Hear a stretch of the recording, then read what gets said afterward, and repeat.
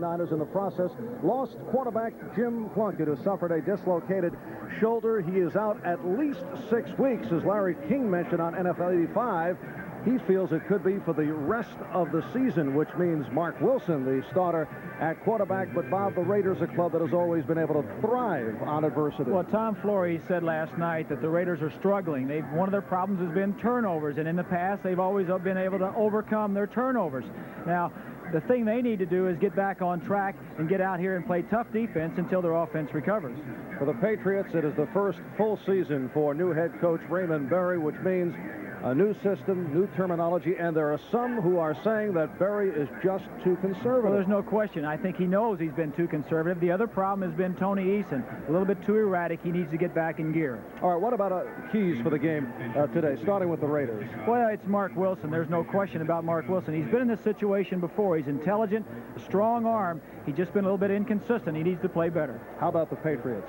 Their offensive line, anchored by John Hanna back this week. 66 sacks last year. Coming into this ball game, they need to control the line of scrimmage to win the football game. And Raymond Berry and his New England Patriots with a victory over Green Bay here in Foxborough, 26-20, then lost in Chicago, 20-7. And last Sunday, New England beating Buffalo in Buffalo, 17-14. Tom Flores, in his 7th season as head coach of the Raiders, he's coached 2 Super Bowl champions, but has that record of 1-2 after they belted the Jets on opening day, 31-0, coming up with 10 sacks. They lost in Kansas City, and last week lost at home to San Francisco, 34-10, before 87,000 at the Coliseum. The Raiders won the toss. They will receive Tony Franklin in his 8th year out of Texas A&M, getting set to kick away to Clee Montgomery and Sam Seal. This is Seal. He broke a tackle getting to the 30-yard line. Seal in his 2nd season out of Weston State in Colorado with a 20-yard return, stopped by Derwin Williams as we check out the Raiders offensively, and they have had all kinds of injury problems on that offensive line. Shelby Jordan moving over to left tackle. Bruce Davis moving to left guard with Charlie Hanna bothered by the knee problem. Jesse Hester is a rookie out of Florida State. Todd Christensen, one of the best in the National Football League. Mark Wilson replacing the injured Jim Plunkett with Allen and Hawkins at the running backs. And Wilson throwing on first down, and it's picked off.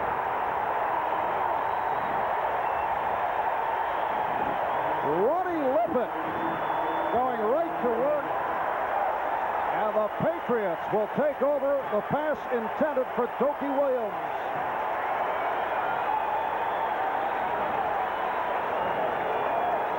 Marv, we said he's been a little bit inconsistent. This is not the way to start off a ball game. Throws this into the short side of the field. It's a little down and out. The receiver, Williams, did not push Lippett far enough off the line of scrimmage. Lippett make a good play, comes back inside and picks it off. But a tough way to start for the Raiders. And Ronnie Lippett has been a target, which of course is a compliment to Raymond Claiborne at the other corner, but he comes up with his first interception of the season. Patriots first down at the 36-yard line. Tony Collins with a short pickup. And running down that New England offense, Holloway, Hanna, Brock Wooten, and more up front. Ron Wooten at right guard, the only healthy New England offensive lineman from preseason on. The speedster Irving Fryer. Stanley Morgan, who has been a disappointment. In fact, had a rough one against Buffalo, dropping 3 passes last week. And Craig James and Tony Collins are the running backs. 2nd and 7 at the 33. And James picks up 3. Setting the L.A. Raider defense. And, of course, they do all kinds of shuffling, particularly amongst the front 3. Howie Long in a homecoming. He is from Charleston, Massachusetts, played high school football in Milford. Excellent crew of linebackers, Van Pelt, Millen, McKenzie, and Martin. And Hayes and Haynes, so dangerous at the corners. Haynes, one of several former Patriots playing for the Raiders. 3rd down and 4. And Eason to put it up. And incomplete.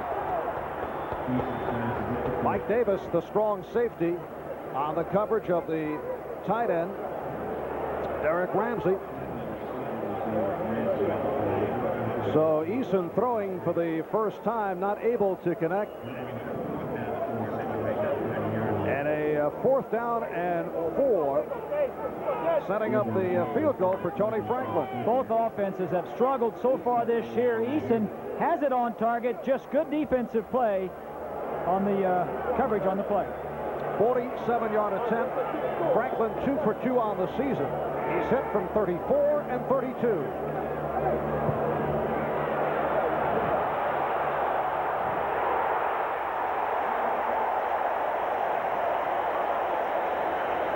Tony Franklin, coming off the best season of his career, has picked it up and continued here in 85.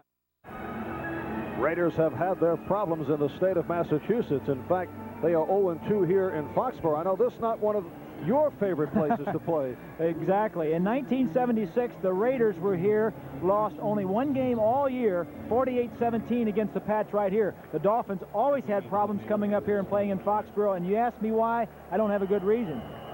Tough stadium to play in. I will get back to that a little bit later on. Franklin, who connected a moment ago from 47 yards away, taken by Sam Seal. So Seal weaves his way across the 25, a 22-yard return by Seal. And once again, Mark Wilson leading the Raiders onto the field. His first pass was picked off by Ronnie Lippett, leading to the field goal. Now look at the Raider offense as they go up against the Patriot defensive unit. The linebackers are the strength of this group. Tippett and Blackman, the leading sackers on the team. 1st and 10 from the 28. The first by Marcus Allen. Last week against the 49ers, Allen was held to 59 yards rushing, picked up 7. Blackman on the stop. And continuing with the Patriot defensive unit, Lippett at the left corner. You saw him pick one off a moment ago. Raymond Claiborne on the right side. He's played as well as any quarterback in the AFC the last couple of years. And Hawkins is stopped. Stopped by the nose tackle, Dennis Owens, along with inside linebacker Steve Nelson. Not the ideal way for Mark Wilson to start off a ball game. You know, the Plunkett got hurt last week with his shoulder. Coming up to Foxborough, where it's tough to win, the Raiders have never won. First play of the ball game, you drop back and you're intercepted. He really wants to get some momentum going. 2 running plays. They can make a first down and it helps settle Mark Wilson down. 3rd down and 3 for the Raiders from their 35. As the time intended for Dokie Williams. Larry McGrew on the coverage. Dokie Williams is running a crossing pattern right here. Is going to come across and is going to get jammed right along here somewhere. 3 yards to go. You see the linebacker dropping back. That's Blackman, 55, knocks him off route. That's a legal chuck if he's within 5 yards of the line of scrimmage. Ray Guy will punt for the first time this afternoon, back at his 20, punting to Irving Fryer. Good hang time. Here's Fryer. Just could not get going. He tried to change directions. A 53-yard punt, only a 4-yard return, and the Patriots will take over. We'll be right back. This is vintage footage from the glory days of the Baltimore Colts. Johnny Unitas unleashing to Raymond Berry, who went on to a Pro Football Hall of Fame career. Not bad for a guy who was a 20th round draft pick back in 1954. Not bad at all. Some say he's been a little bit too conservative starting off this season, but I think he's doing it the way he feels like it has to be done so far. Patriots have not looked to go deep. That has been one of their problems as they start up first down at the 17. This is Collins. He collected 3. It'll be a second. A turnover hurting the Raiders. The interception by Lippett leading to the field goal by Franklin. And it's picked off now by the Raiders. Lester Hayes runs it in from 26 yards away.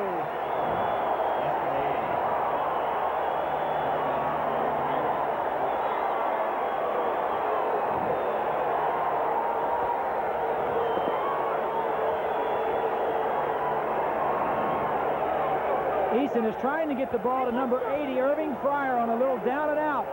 An ill-advised throw because Hayes, man-to-man coverage, is looking back the entire way, steps in front. Ball was a little bit behind him. Both quarterbacks having problems starting off on their first couple of series. And, Bob, they don't look to throw Hayes' way very frequently. Lester Hayes giving the Raiders a 6-3 lead. And here's Chris Baugh.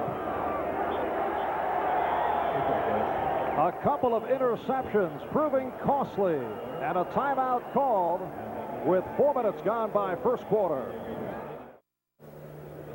This is the first part of our NBC doubleheader, and we have had some extraordinary defensive action to get it going. Lester Hayes with his 34th career interception. First time he's run one in for a touchdown during the course of the regular season. Stephen Starring.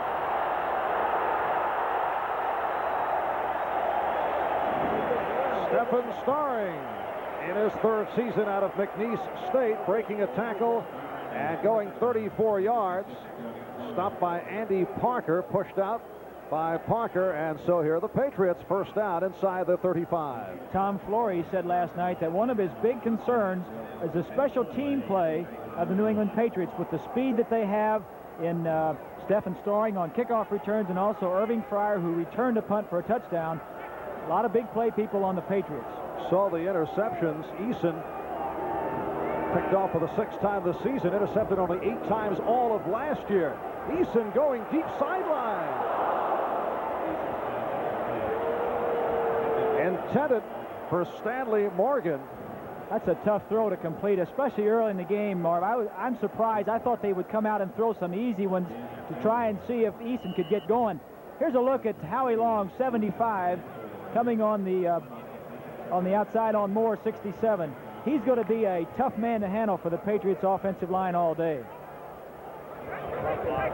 2nd and 10 at the 35. Raiders 7 and the Patriots 3. Greg James stopped at the line by backup linebacker Jeff Barnes. Tony Eason took over as the starter last year, 3 weeks into the season, and finished as the 3rd-rated quarterback in the NFL, right behind Marino and Montana, throwing 23 touchdowns and only the 8 interceptions. This year he is ranked 21. Last year he was 3rd, now he's 23rd. He's only thrown 2 touchdown passes and already 6 interceptions. As you mentioned, he only threw 8 all of last year. 0 for 3 thus far today. It's a 3rd down and 10. That was deflected but hauled in. Close to the first down marker. We'll have to see where they spot it. So Irving Fryer with his 4th catch of the season, stopped by Turan and Davis. Take a look right here. Going to make a move to the inside and come back out. Now watch the tight coverage. Every white shirt will be closely guarded by a black shirt. Tight man-to-man coverage, starts to the inside, stops, and comes back outside. Now you have to set that play up by going on across field several times, which the Patriots have shown on the films. And it is a first down, marked at the 45-yard line. Now Fryer out to the left. And they go to the ground game. Tony Collins stopped by the right defensive end, Lyle Alzado. Minnesota in front of Buffalo, 7-0 in the first. Tommy Kramer, 10-yard touchdown pass play for the Vikings. Pickup of 4 by Collins, 2nd and 6. Lyle Alzado, 36 years old, in his 15th season in the NFL. 6 minutes in, first quarter.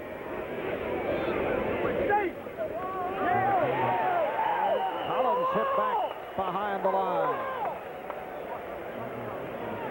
Rod Martin on the stop. 2 years ago, Tony Collins ran for 1,049 yards. Last year, Tony was in the doghouse of Ron Meyer, and his production dropped considerably. Well, they went to a 2 tight end offense, Marv, and that took Tony Collins out of the lineup for the most part. Mostly Tatupu played a lot. Collins really didn't like the 1-back. Would rather have a 2-back situation. He's playing well this year. 3rd down, 7. And Eason gets it away. Len Dawson should have had it. The tight end not able to hang on. Would have been a first down. Take a look at the pass rush as you see Piquel, 71, fighting his way in. The problem here, it took a little bit longer to develop because of the aggressive defensive play for the Raiders. Quarterback didn't have a lot of time. Eason had to unload it before the receiver got away from his defensive man. And so Rich Camarillo will come on to punt, and he has come back strong from knee surgery. He attempted to tackle Mike Nelms of Washington in a preseason game last year. What do you expect from a punter who says his hobby is cliff diving? Well, he learned from that experience. He won't be making many tackles anymore.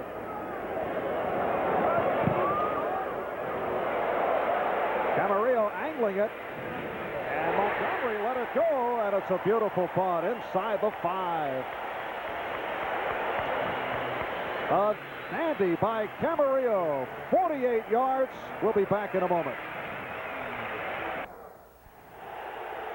Back in Foxborough, this is Marv Albert with Bob Greasy. A gorgeous punt by Camarillo, so the Raiders must start out first down from inside the 5-yard line. They go double tight end with Christensen and Junkin. And Wilson popping it deep. Almost intercepted by Ronnie Lippett, intended for Dokie Williams. The Raiders like to put the ball downfield. Their 2 wide receivers right here always have speed. Barnwell and Williams, and also Hester. But the men you have to stop are these 2 right here. 46, Christensen. He likes to run the option play in here, and also Marcus Allen. He comes in here. It's a bread and butter on the inside. The speed is on the outside. And the Raiders have not been able to succeed with the big play offense to this point. They're always looking for it, but they have not been able to hit it. Second down play. And Dennis Owens, the nose tackle, all over Frank Hawkins. Redskins looking to bounce back, leading the Bears 7-0. John Riggins, 7-yard touchdown run. Kansas City over Seattle, 14-0. Herman Hurd ran it in from 2, and Bill Kenny with a 34-yard touchdown pass. Tampa Bay leads Detroit 3-0 in the first. Third down and 7. Raiders with the ball at their 8. Here's Marcus Allen. Can't find anyone.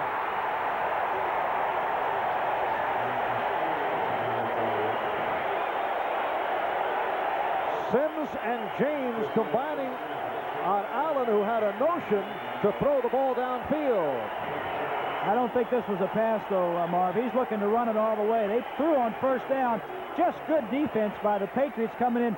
Both teams have been carried by their defense the first 3 ball games. Their offense, both of them come into this game sputtering, not playing that well. I'm told after that punt by Camarillo a moment ago, the Raiders complaining to the officials that they have been given a better football to punt with when Ray Guy unleashed as opposed to Camarillo. You got to check the ball boys for that one. Irving Fryer settling under it. So Fryer, who returned one for 85 yards last week against Buffalo, not able to make the move. James Davis all. Thank you, Bob. We have 6.5 left, first quarter in Foxborough. Beautiful sunshine day. Sellout crowd on hand. Patriots now first down at the 45-yard line. Here's Collins to midfield. Matt Millen, the inside linebacker, on the tackle. And he lost his helmet in the process. Tony Collins in his 5th season out of East Carolina. Patriots like to run the ball, and what they like to do it with is Tony Collins, 33. We're going to have to get back to this in a minute, the scouting report. But basically what they try to do is run the football, with Collins straight blocking up ahead, fullback leading the play. Collins picking up 5, second down and 5. Good second effort as Collins picks up the first down. Reggie McKenzie and Matt Millen combining to make the stop.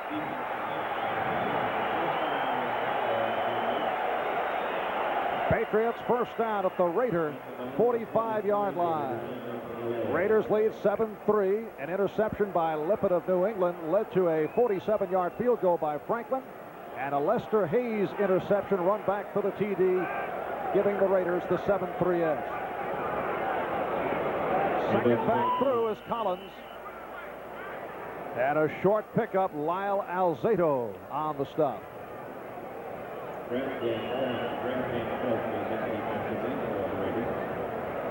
We're going to have to get back to this scouting report again. Telestrator is not working properly. We'll have to get back to that. But basically what I was talking about, I formation, the Patriots, as they're doing right now, like to run the football. They're going to run it straight ahead and let Collins pick a spot anywhere along the line. Well, the greasy pencil and the telestrator rambunctious once again. That's the case in our game last week when the Packers took on the Jets. Collins able to break a tackle.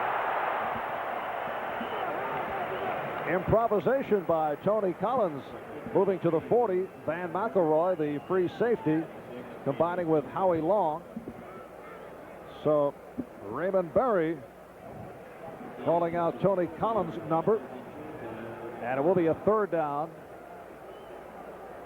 and 5. 4 minutes, 10 seconds to go in this first quarter. Sam Seal is in as the nickel back. Collins carrying the last 4 plays from scrimmage. Eason out of the shotgun, stepping up.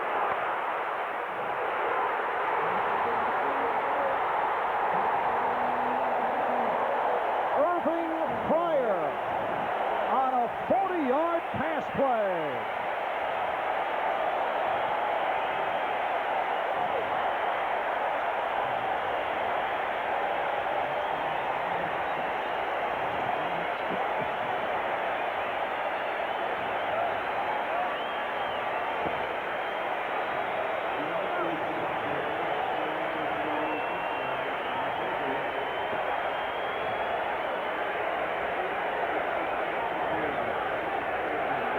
Longest career reception for Irving Fryer, a 40-yard pass play, his 2nd career TD in the NFL. He ran one in on a punt last week.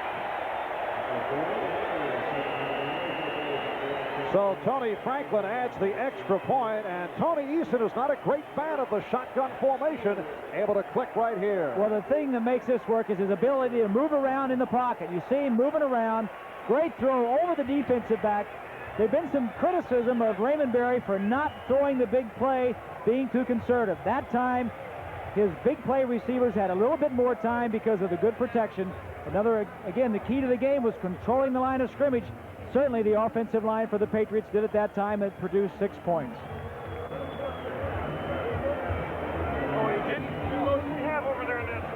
Tony Eason was sacked 60 times last season, and many felt the lack of the shotgun hurt him.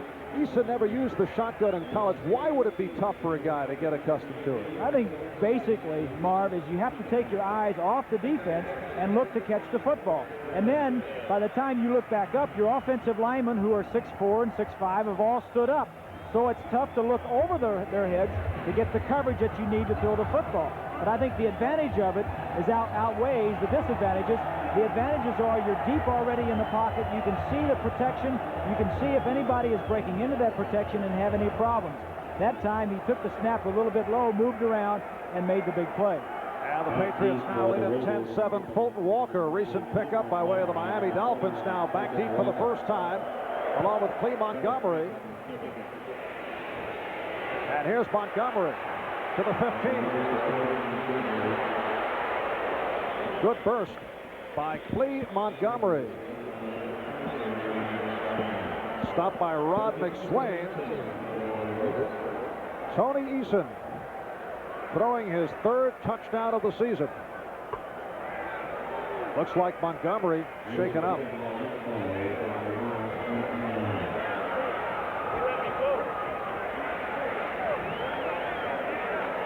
Let's see if we can check out the end of that kickoff return as Clee Montgomery put on a nice move right here.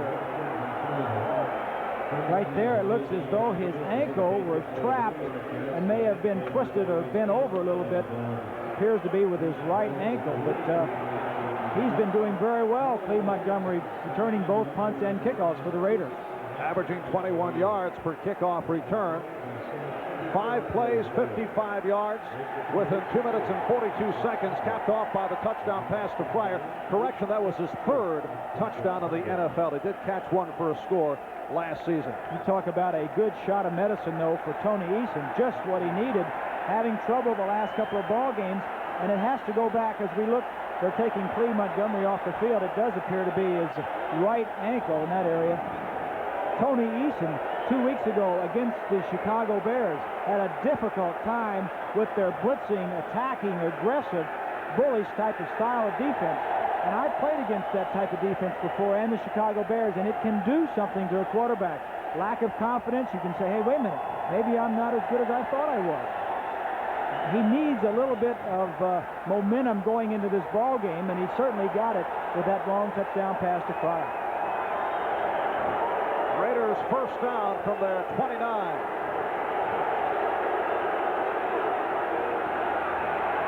Allen stopped across the 32.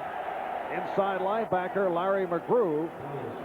This telecast presented by authority of the National Football League, and it is intended for the private use of our audience. Any rebroadcast or other use of this telecast without the express written consent of the New England Patriots and the National Football League is prohibited. Allen picked up 3, 2nd down and 7 at the 32. And Mark Wilson able to complete to Marcus Allen, but short of the first down. For Wilson, his first completion. Andre Tippett on the stop. And they continue to check out Cleve Montgomery.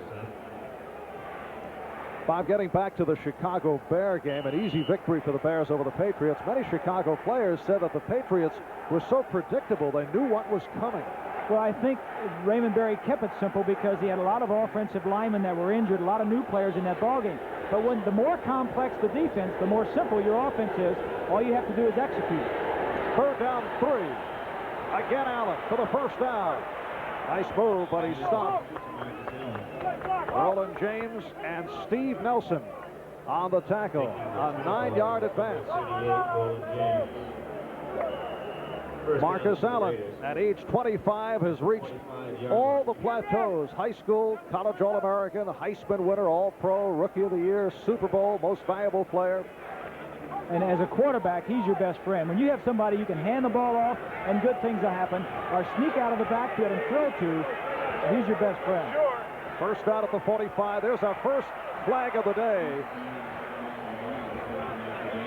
Allen picked up 3. McGrew on the stop. It's Tippett, Nelson, McGrew, and Blackman at the linebacker positions. A look at the officials, headed by Gordon McConnor, who indicated the penalty against the Patriots. Dean Look, the old quarterback from Michigan State's side judge. What do you mean old? Former. Former quarterback, Bob. Offside, number 56 defense. 5-yard penalty, first down 5. Andre Tippett called for the offside.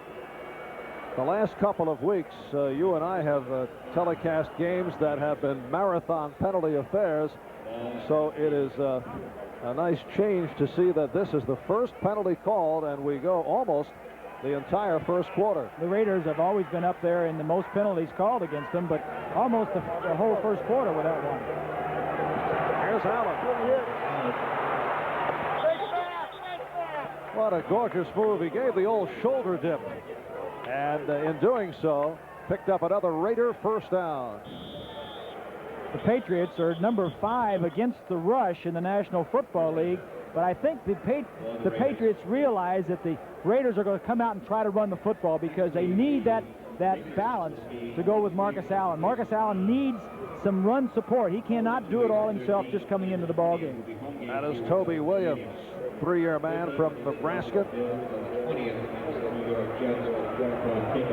First offensive advance for the Raiders into New England territory. One of the interesting matchups today, Marv, is Todd Christensen, known for his receiving abilities, and Andre Tippett. As we take a look right here, Tippett, 56 on the right side, one of the best blitzing linebackers in the National Football League, doing a good job of holding his man up, taking the outside, Now the support was supposed to come inside from that. Tippett did his job in holding his man at the line of scrimmage. And Andre Tippett finally receiving the recognition. Some have called him the Lawrence Taylor of the AFC, which doesn't excite Andre. He says perhaps Taylor is the Andre Tippett of the NFC. Well, he had 18.5 sacks as we look at Toby Williams, who was injured on the play, but last year Tippett leading all of the linebackers in the National Football League with 18.5 sacks. That's a lot of sacks for a linebacker. Now the crowd responds to Toby Williams as he tries to run it off. There's Clee Montgomery, and the word on Clee, who went down a couple of minutes ago, a bruised knee, and it is hopeful that he will be able to return. Minute 29 left, first quarter. The Patriots lead the Raiders by the score of 10-7. Raiders first down at the New England 40-yard line. They go with Don Mosbar at center, replacing the injured Dave Dolby, who will see action. Dolby bothered by an ankle injury. Bruce Davis, Mickey Marvin at the guards. Henry Lawrence, Shelby Jordan at the tackle. Here's Allen. Picked up a couple. The left defensive end, Ken Sims there, along with linebacker Don Blackman. Now keep an eye on number 55 as you check this play again. The bookend defensive linebackers, 55 Blackman waving across at 56 Tippett. The strength of this defensive core are the linebackers, the outside linebackers. Christensen throws a roll block, tries to get him down. Blackman throws the Christensen out of the way and gets in for a piece of the tackle. Down at 8. Wilson with time. There's a man wide open. It's Doki Williams. Touchdown.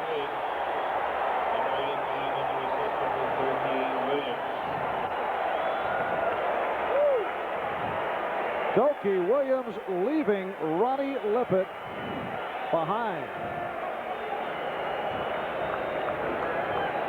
And the Raiders recapture the lead in what has been an explosive first quarter. What they did is they got even with Lippett for intercepting the first pass of the ball game, was playing a little bit tight, hoping to pick off another one. The Raiders said, we'll have none of that. We'll just do a little look and go on you, and made the touchdown. 38-yard pass play. And here is Chris Barr looking to add the extra point.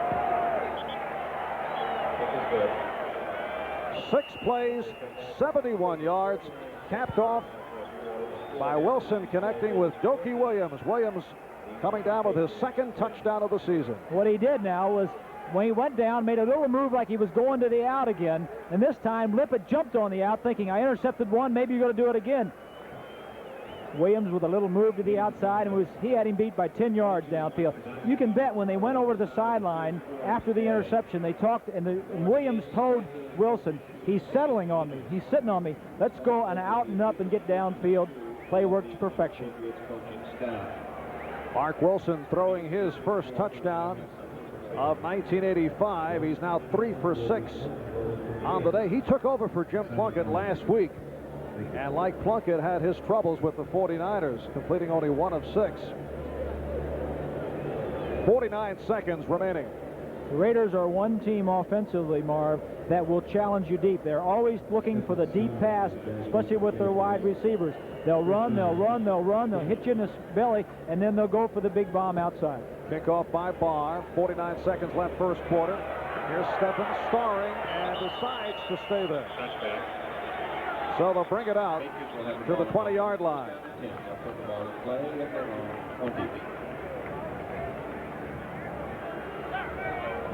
Check of the NFL scoreboard. Washington still in front of Chicago on that 7-yard touchdown run by Riggins. Kansas City over Seattle 14-zip in the second. Dallas 7 and Houston nothing. Danny White to Tim Newsom on a 7-yard play. Giants and Eagles no score in the second. And Green Bay and St. Louis nothing in the second. First down from the 20.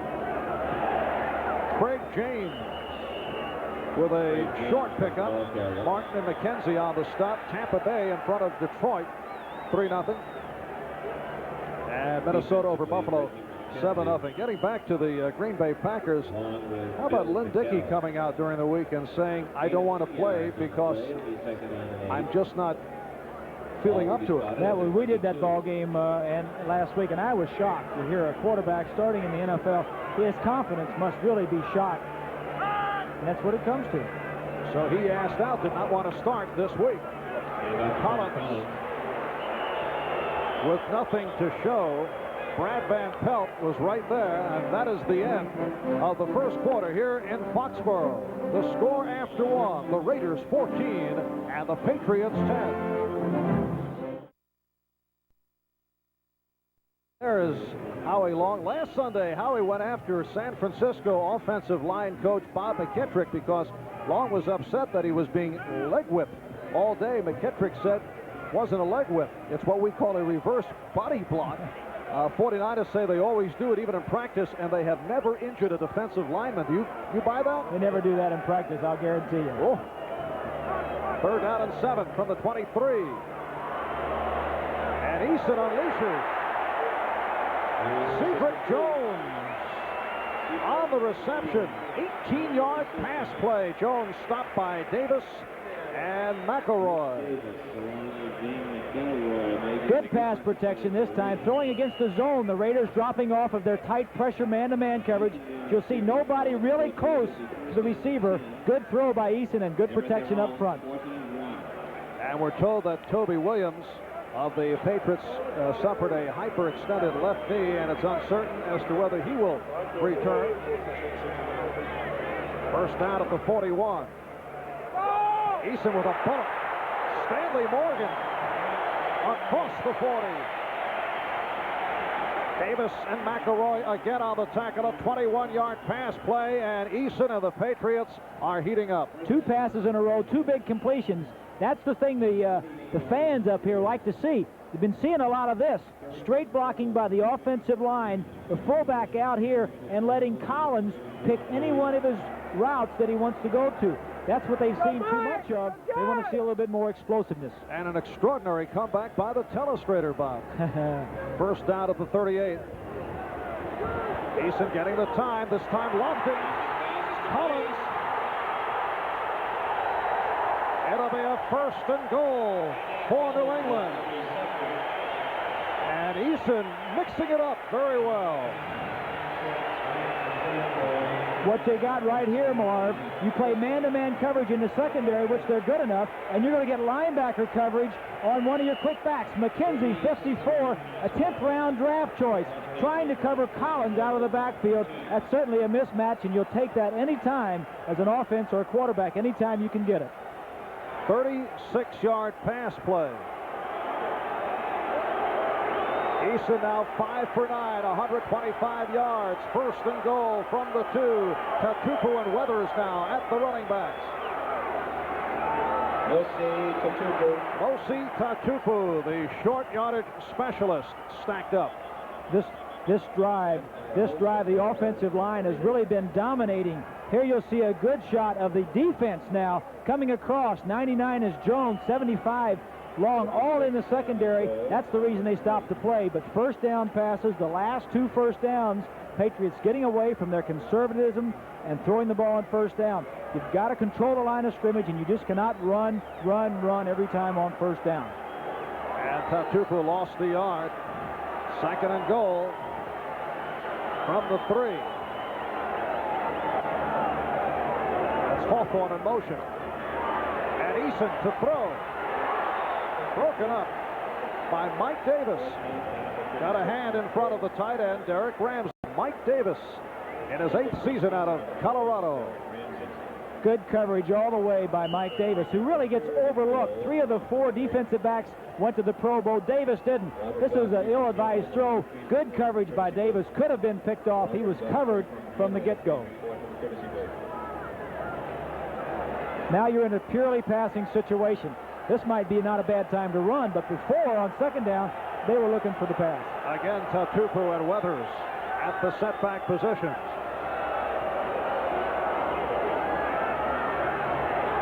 Eason off the roll through the hands of Lynn Dawson. And And the Patriots are not able to cash in for the 6th, so here comes the field goal unit. Trying to get a traffic problem created between the two wide receivers coming to the inside, the halfback going outside. The halfback was covered, so he comes back off to Dawson, just bounces off his hand. Tony Franklin will attempt a 20-yard field goal. He hit earlier from 47. As you can see, he is barefoot. He has been very concerned. Apparently, he hides the other shoe, and on 3 occasions this season he has lost the other shoe. So who's taking? Chip shot for Franklin. I'm concerned about the shoe, Mark. We got to find out. We'll get back to that later. A 20-yard field goal by Franklin, and the Patriots pull within 1. A beautiful sunshine day in Foxborough. Marv Albert with Bob Greasy as you watch the kickoff carry out of bounds, and they will do it again. Fulton Walker and Sam Seal are back deep now. Clay Montgomery, we're told, will not return to the action. Clay hurting his knee in the first quarter. There's Tony Franklin, man who has been reborn with the Patriots after several rough years with the Philadelphia Eagles. You know, when he first came into the league, he could kick the ball higher and further than anyone I'd ever seen before. But you know, as sometimes happens to these kickers, either the punters or the field goal kickers, he kind of went away there for a while, didn't do so well. And sometimes when you practice by yourself all day for 6 months, I guess that kind of happens. The kickers are always over there on the other field by themselves, but he certainly is reborn here. He's doing a great job. Sound like you're treating him with scorn when you say something happens to these what do you call them, kickers? They're always by themselves. You know, they're psychic. They gotta convince themselves to do something during practice. Nice guy, Bob. And this is Seal, 25. Just short of the 30-yard line.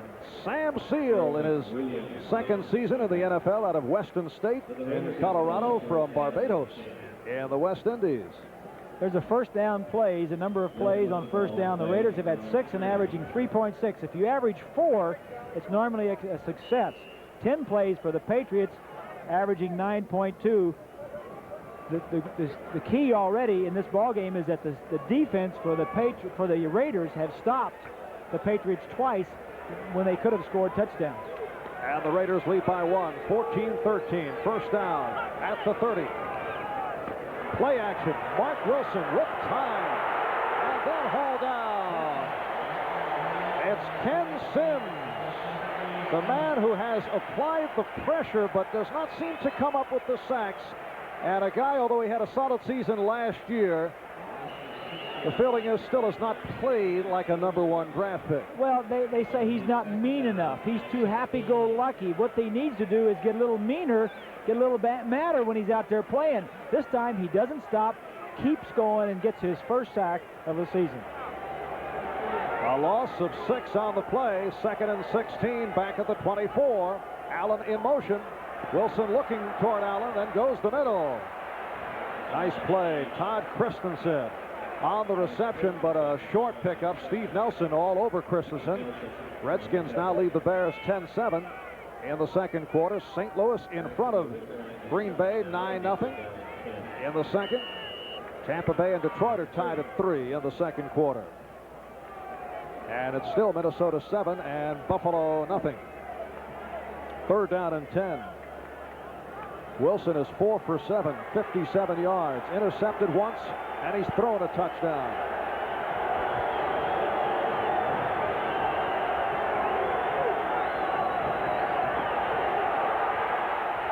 Again the time. And a first down for the Raiders. Marcus Allen on the receiving end. A 17-yard play. Blackman and James on the stop of Allen. We said in the scouting report, Marcus Allen and Christensen. Now here's Allen right here. He's going to come out of the backfield and circle right downfield. Christensen, the other one, will come across. Now the Patriots know that he likes to go to those two receivers in possession. As you'll see, the defensive back to the outside, another one inside. Allen ducks underneath him and makes the catch. 3rd catch of the day by Allen. And it sets a 1st and 10 at the 47. They actually had double coverage on Allen that time. Timeout. Patriots, number 1. One linebacker outside, one inside, but of course, Allen made a good play. We'll be right back after this.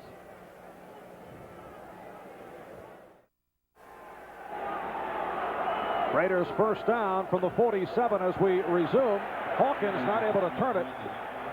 Frank Hawkins covered well by the outside linebacker, Don Blackman.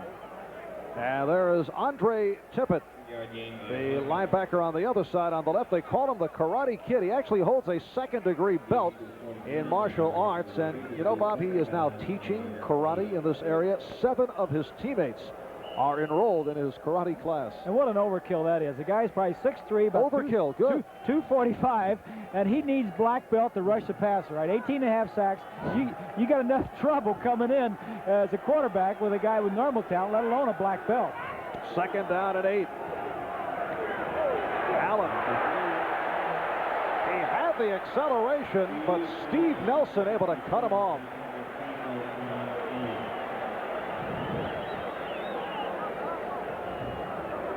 Steve Nelson is probably is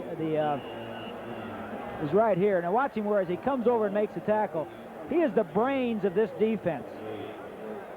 Blackman and Tippett get all the attention, but Nelson's been in there for so long, the captain, the leading tackler on the team last year and also so far this year. Is the quarterback, makes all the calls. And when Rod Russ came back, the defensive coordinator, he was the happiest man on this team. And they go double tight end with this 3rd down and 8.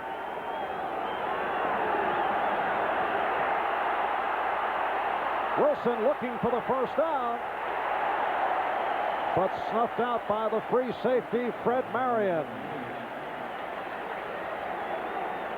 There's Marion, number 31, in his 4th season out of the University of Miami. Took over the starting job last year from Rick Sanford. Look downfield now. You don't see any black jerseys in there that are open that he could see when he had time to throw.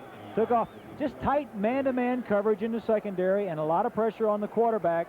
Wilson takes off running. So the punting unit has come on. Let's see, will Ray Guy get the lively ball or the dead ball this time? Raiders claiming that the Patriots are getting the lively ball. Lively snap. Look out. And it will be goodbye.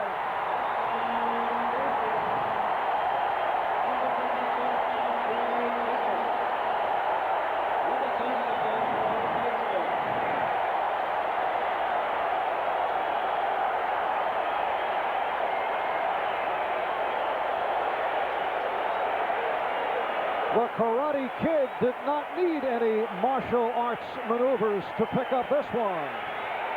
Well, the snap was not bad. Went right through Ray Guy's hands. The Karate Kid picks it up, but you know, Marv, I don't know who was in there, but on our rosters, the punt snappers for the Raiders are both tight ends. Parker, number 81, and Junkin, 87, both are the snappers, but that snap was good enough for him to catch. It was right in his hand. We'll have to get another look at it. Tippett running it in from 25 yards away, and here is Franklin. So the Patriots, in what has been a seesaw affair, now lead it 20-14. 5 coming up at halftime, and a wild first half here in Foxborough. Andre Tippett just scored his first NFL touchdown, and the long snapper for the Raiders, backup tight end, Trey Junkin. And we'll get another look at that in a moment. This is Seal on the return, pulling away. Seal to the 40. So a couple of broken tackles, and Sam Seal with a 24-yard kickoff return. Cedric Jones able to force him out of bounds. There's Trey Junkin. He's a center on the punt snaps, but right here, it wasn't a bad snap. Now, Tippett is going to come from this side and make the play on it, but as you'll see, the snap is right where you want it. It's a little bit high, but certainly a man of Guy's ability can make that catch. He does it all the time. Scoops the ball up. The Patriots have what they call a practice drill for recovering fumbles. He kind of reached one hand down there and just scooped it up and vacuumed him up, and off he went. Patriots lead it 20-14. Marcus Allen Out across the 45. We pause briefly for station identification. This is the NBC Television Network. You're watching WXFL Channel 8, Tampa, St. Petersburg. This is Marv Albert with Bob Greasy back in Foxborough. Bob Greasy, who has effectively slapped around the telestrator once again this week. And finally, after much intimidation, looks to be working. If you get both your hands about a foot apart and just slap it on either side, it usually works. 2nd down and 5. Wilson tried to dump it to the tight end, Christensen. Good pop by the strong safety. There he is, Roland James. And Christensen had some words and received the reaction from the crowd. He was not happy with that last hit by James. Christensen has this great knack of going downfield from his tight end position about 10 to 12 yards. There'll be linebackers on either side of him, and it's like he has a clock in his head. At the right time, he'll push off at one linebacker or the other, and he'll be open. He's a great target for a quarterback. That time, James with good coverage. 3rd down, 5. Wilson with the sideline pass, nearly picked off again. Raymond Claiborne saw only daylight downfield. That was a touch pass. He just didn't get, the receiver was open. He just didn't get it over Claiborne's hands. I'll tell you, Marv, there's something about playing in this stadium, whether it's the long shadows or the artificial turf to make the ball slippery or what, but the Raiders are not playing that well offensively. They've made a couple big plays, but it's been a strange ball game. You know, you're seeing interceptions, you're seeing punts go through punters, snaps going through punters' hands. But it was always that way when I came up here. And it's just the feeling, it's the atmosphere. I don't know what it is, but it's a tough place to play. You had problems here. Sour grapes, Bob. All right, this time the snap carries through. Put some stickum on. Yeah. And Fryer lets it go. You see that kick going 90 degrees to the right. Stacy Turan back to cover, and it took a nice hop for the Raiders, a 49-yard punt. So with just under 7 remaining in this first half, the Patriots lead it 20-14. Let's recap this lively first half. The 47-yard field goal by Franklin got it going. Following the interception. Right, the intercept by Lippett, and then Hayes on an interception gave the Raiders a 7-3 lead. Fryer went 40, connecting with Eason. Then Williams on a 38-yard reception. Goki Williams for the Raiders. Tippett gobbling up that fumbled snap. And that's the way we stand. Patriots lead at 20-14. First down at the 5-yard line off the good punt by Ray Guy. Here's Collins trying the left side. Brad Van Pelt on the tackle. Millen and Van Pelt combining. Bill Pickell in the middle of that defensive line he's played nose tackle before, but this year he is playing it for the first time on first down against the run. He always came in on 2nd and 3rd and long to rush the passer. This year, added responsibility, nose tackle playing the run. Collins and James are the setbacks. Play action, and Eason has his man. Collins tried to over the shoulder it. Covered by Mike Davis. Defensive coverage on the 36. You get a good shot of the play action pass, which is a good call down here. Collins out of the backfield. Good safe throw. You throw it over his head. He catches it and no one else. Now that ball should have been caught. Collins just tried to catch it into his body a little bit too soon, but I'll tell you, when you're backed up in your own end zone on your own 5 or 6, 8 yard line, looking into that sun, it's tough to see downfield and complete passes. Eason has a 3rd down and 6 from the 9.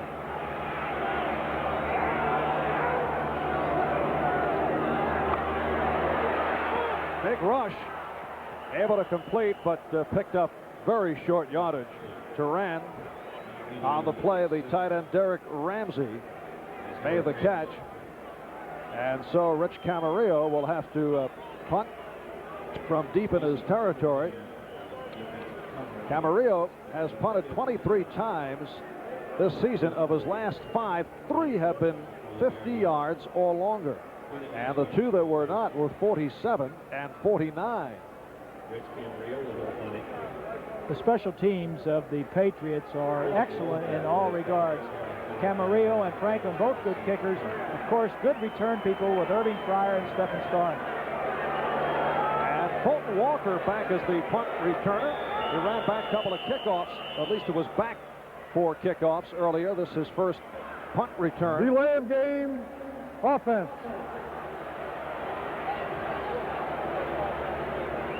So the 30-second clock expiring. And there is Fulton Walker, one-time Miami Dolphin. He had that great kickoff return in the Super Bowl out in L.A. And Walker led the NFL in kickoff returns back in 1983. Big rush, and he just did get it off. Here's Walker. Effective coverage downfield by the Patriots. 48-yard punt and a 12-yard return. The Raiders had the block on that time. All 10 men on the line of scrimmage. Not much for Walker to do, but just head upfield. Bears have come from behind and now lead Washington. McMahon just threw his second touchdown pass of the game. Tampa Bay in a field goal battle with Detroit, leading at 6-3. And Minnesota now in front of Buffalo, 13-3. Tommy Kramer has thrown 2 for the Vikings. Bob Costas, Ahmad Rashad, Pete Axtell, upcoming at halftime. A review of what is going on around the NFL and a look at the baseball situation.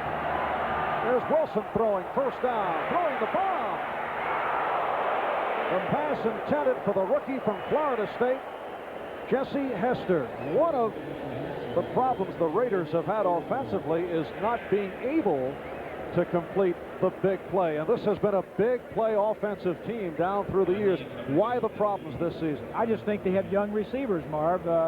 Cliff Branch is not playing. Barnwell was traded away. This ball is a little bit underthrown, and the reason might be that Cliff Branch, if he were in there, he may have slowed up around the 15 or the 20-yard line and allowed the ball to get in there.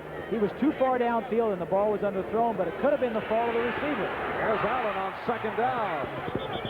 And has the first down. Marcus Allen run out by Fred Marion.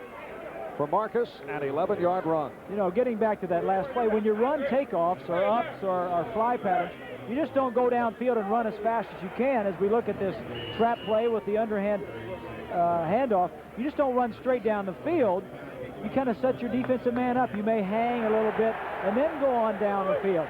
And the young receivers need to learn that. They're still throwing the deep passes, but they're not hitting on them. Dokie Williams to the right, and now Jim Smith to the left.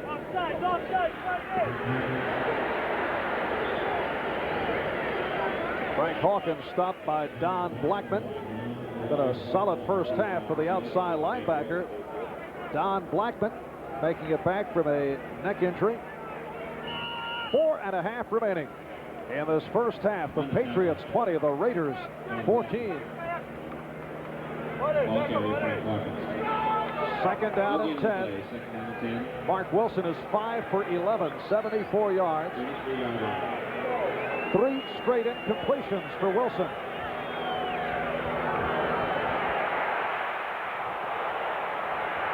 Had nowhere to throw. Could not find anyone.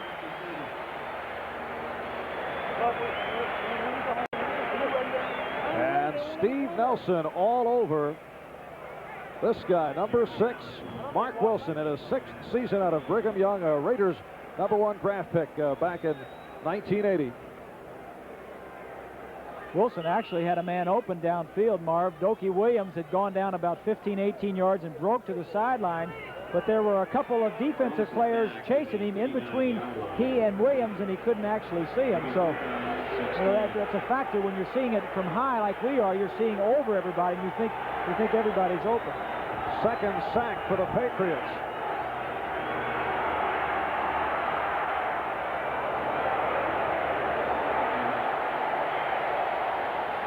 The intended receiver was Kenny King, who just checked into the Raider backfield, and the hand is for the New England defensive unit. The big play offense that the Raiders try to use They throw the ball downfield a lot. You're never going to have high percentage completions, but you don't concern yourself with that. They're going to hit 40, 50%. You're not going to hit 60 or 65%, but you're going to get some big plays in there, and the Raiders aren't concerned about statistics.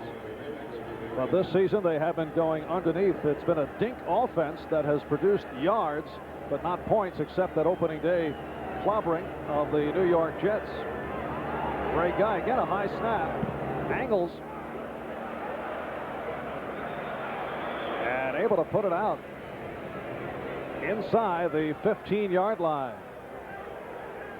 A 26-yard punt, but an effective directional punt by Guy. Well, this is one of those, he's not concerned with height or hang time. It's direction, and any way he can get it. He just wants to get it. If it goes sideways, spins sideways, end over end, or whatever, he's concerned about accuracy, and whatever way you can get the ball out of bounds inside the 20 is what he's looking for. Chicago now over Washington 28-10. The Redskins coming at 1-2, and now St. Louis leading Green Bay 16-0.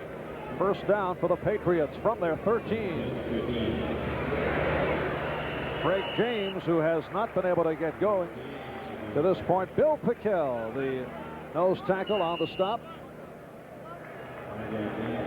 Raiders have Long, Pickell, and now Sean Jones up front. They continue to rotate with Long, Alzado, Townsend, Jones, Pickell, Stalls. Second down at 5 out of the 18.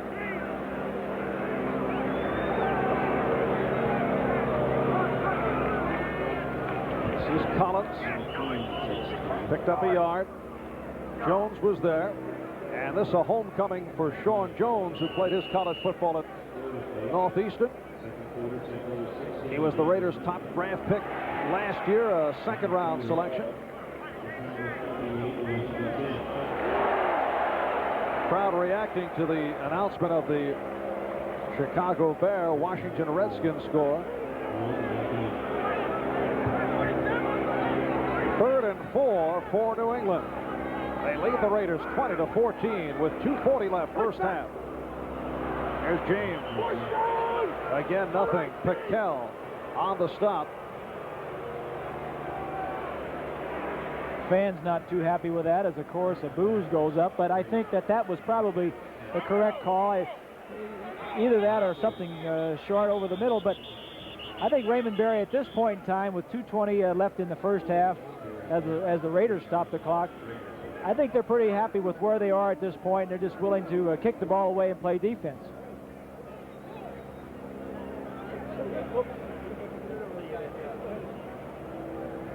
At halftime, we rejoin NFL 85, hosted by Bob Costas, and a look at all the scores and highlights from around the National Football League.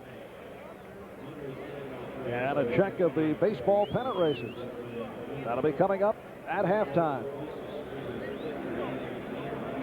And this has been an explosive first half. Defense playing a major role in it. The Lester Hayes interception, he returned it for a 26-yard touchdown. Lippett's interception for the Patriots, leading to a Franklin field goal. Then we had Eason to Fryer on a 40-yarder. Wilson to Dokie Williams for a 38-yard touchdown pass play. Another Franklin field goal. And the snap that Guy could not handle, picked up by Andre Tippett, and he rumbled his way home from 25 yards away. You know, the bad part about being Ray Guy and back there and dropping the punt, first of all, is that now, after you drop the punt, all of your friends or your teammates are going downfield to cover it, and you're back there with Blackman and Tippett, a black belt and a guy that could be a black belt, and you got to tackle one of them. 2 minutes and 20 seconds to go in this first half, as Camarillo will punt from his 12. And a beauty. Fulton Walker under it.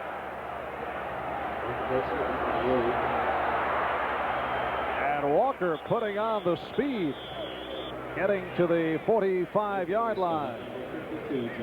Johnny Rembert able to trip up number 41, Fulton Walker. So the Raiders back to the offense. 52-yard punt by Camarillo. Walker became expendable when the Dolphins picked up another defensive back, or when they activated Glenn Blackwood. Came back from his holdout. They had 9 defensive backs on the roster and felt that Fulton was expendable, let him go, and the Raiders picked him up, and it's working out well to their advantage because Cleve Montgomery, who usually handles both, is out of the game now with a bruised knee. That is Dokie Williams split to the right side. First down from the 46. Wilson throwing on the run. Again, an ad-lib play, hitting Todd Christensen for the first down. This is one of the things you're seeing in a lot of the young quarterbacks. We talked about it on NFL 85, about the young quarterbacks being able to move. Here's a quarterback that's still being able to move after 5 or 6 years. And the 2-minute warning has been provided. We'll be right back. With the Raiders, there is always a controversy, and in past years, many of the players came out and supported Mark Wilson over Jim Plunkett when Plunkett was doing the job. The coaches said, no, let's stay with Plunkett. Of course, Plunkett delivered. Now I'm told there are several Raider players who feel that Rusty Hilger, the backup, should be in there instead of Wilson, who's replaced the injured Plunkett. The backup is always the most popular player on the team with the players and also the fans. If the front guy is not doing his job, the fans all want the backup, and some of the players think they do, but the coaches, it's the coach's decision. Normally, he knows what's best. And here's Wilson with a first down for the 43. Again, the tight end, Todd Christensen. This time a 12-yard advance. Steve Nelson on the stop, so Christensen in his 7th season out of Brigham Young, the money receiver for these Los Angeles Raiders. And a first down at the New England 31. Third catch of the day for Christensen. And Wilson, as you see, at 7 for 14. Minute 25 to go, first half. Wilson getting good protection. Penalty marker down. Dokie Williams inside the 5. But the call coming against the Raiders.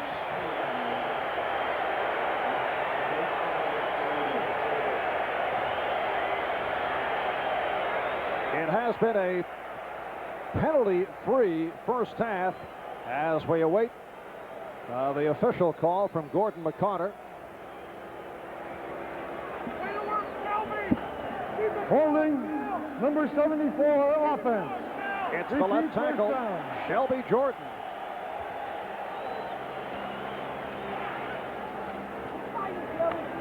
Here's Shelby Jordan right here, 74. See if we can pick up where the holding occurred.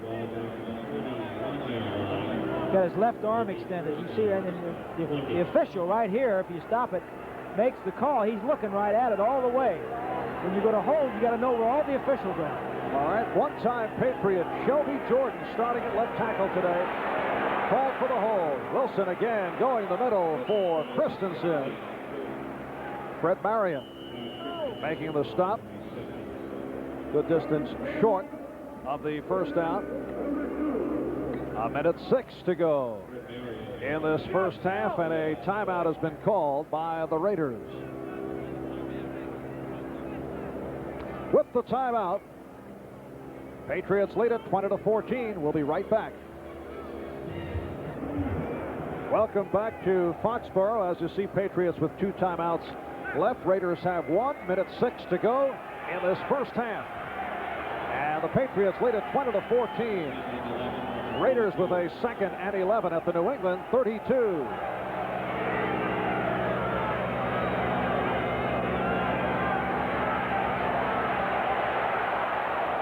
Wilson just throwing it away. He had no one in sight. And we have something brewing, to say the least. Could it be they are looking for Tony Franklin's shoe? Now, I guarantee you, Tony Franklin is nowhere near that pile. You saw 85, Dokie Williams. Kickers and quarterbacks guard the bench when the rest of the team goes out to scuffle. Let's see, will Dokie be called for 3rd man in? Looked like Ronnie Lippett was involved. There's Tony Franklin, who does have both of his shoes at the moment. Rod McSwain also involved. And when we get back to the football, it will be a 3rd down and 11. So the Raiders staying to the control style, as Christensen and Allen have combined for 7 of the Raider 8 receptions. The other was the 38-yard touchdown catch by Dokie Williams. Now Williams to the right, and Hester to the left at the near side. Allen and Hawkins, the running backs. Williams in motion. Big rush. And this is Wilson able to get away, but a flag thrown. Penalty marker is down.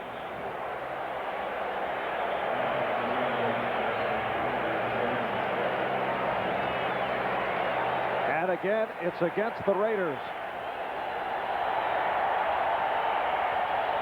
So the hold by Shelby Jordan hurt a moment ago.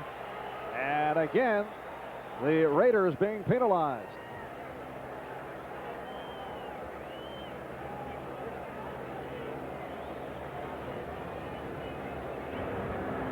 Holding, number 65, offense.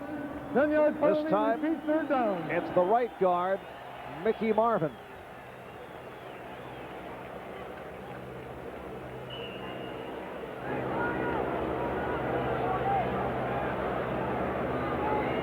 Only the second penalty assessed on the Raiders. New England hit with 3.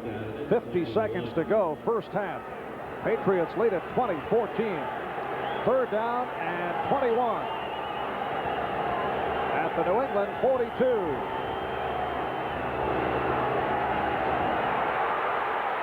Wilson just able to get it away.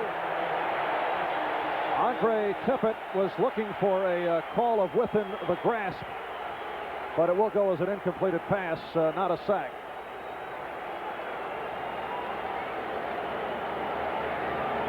Andre Tippett, a linebacker, sometimes gets down as a defensive end, is the outside man on the line. They have such respect for him. They put him down as a defensive lineman. The back hits him. Lawrence, number 7, he says, whoa, I didn't expect you to go inside. Tippett makes the move. Have to be in the grasp and control. Is that one of those karate moves? All right, here is Ray Guy. Out near midfield, and again looks to angle. And too much on it. So they'll bring it out to the 20. It's a 42-yard punt by Guy. And with 39 seconds to go in this first half, the Patriots take over at their 20.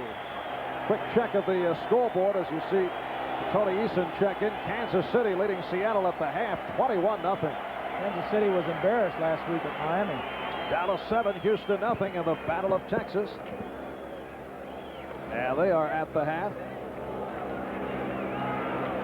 St. Louis pouring it on against the Green Bay Packers, 19-0 in the second quarter.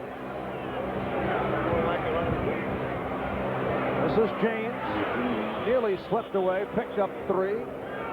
Craig James, the Patriots' leading rusher last year. Combination of speed and power, and did it with a strong second half of the season, ironically after his college coach Ron Meyer departed. Only 5 carries, 17 yards for James. Clock running down, and the fans responding to this first half effort by the Patriots. As the Patriots and Raiders depart for the halftime break. The Patriots leading it by the score of 20-14.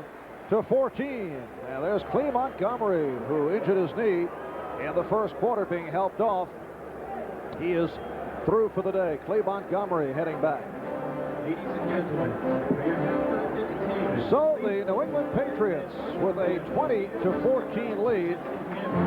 A lead touchdown, the result of the snap Not handled by punter Ray Guy. The snap by the backup tight end, Trey Junkin. And it was picked up by Andre Tippett, who was able to race it in to give the Patriots the lead. A couple of interceptions instrumental.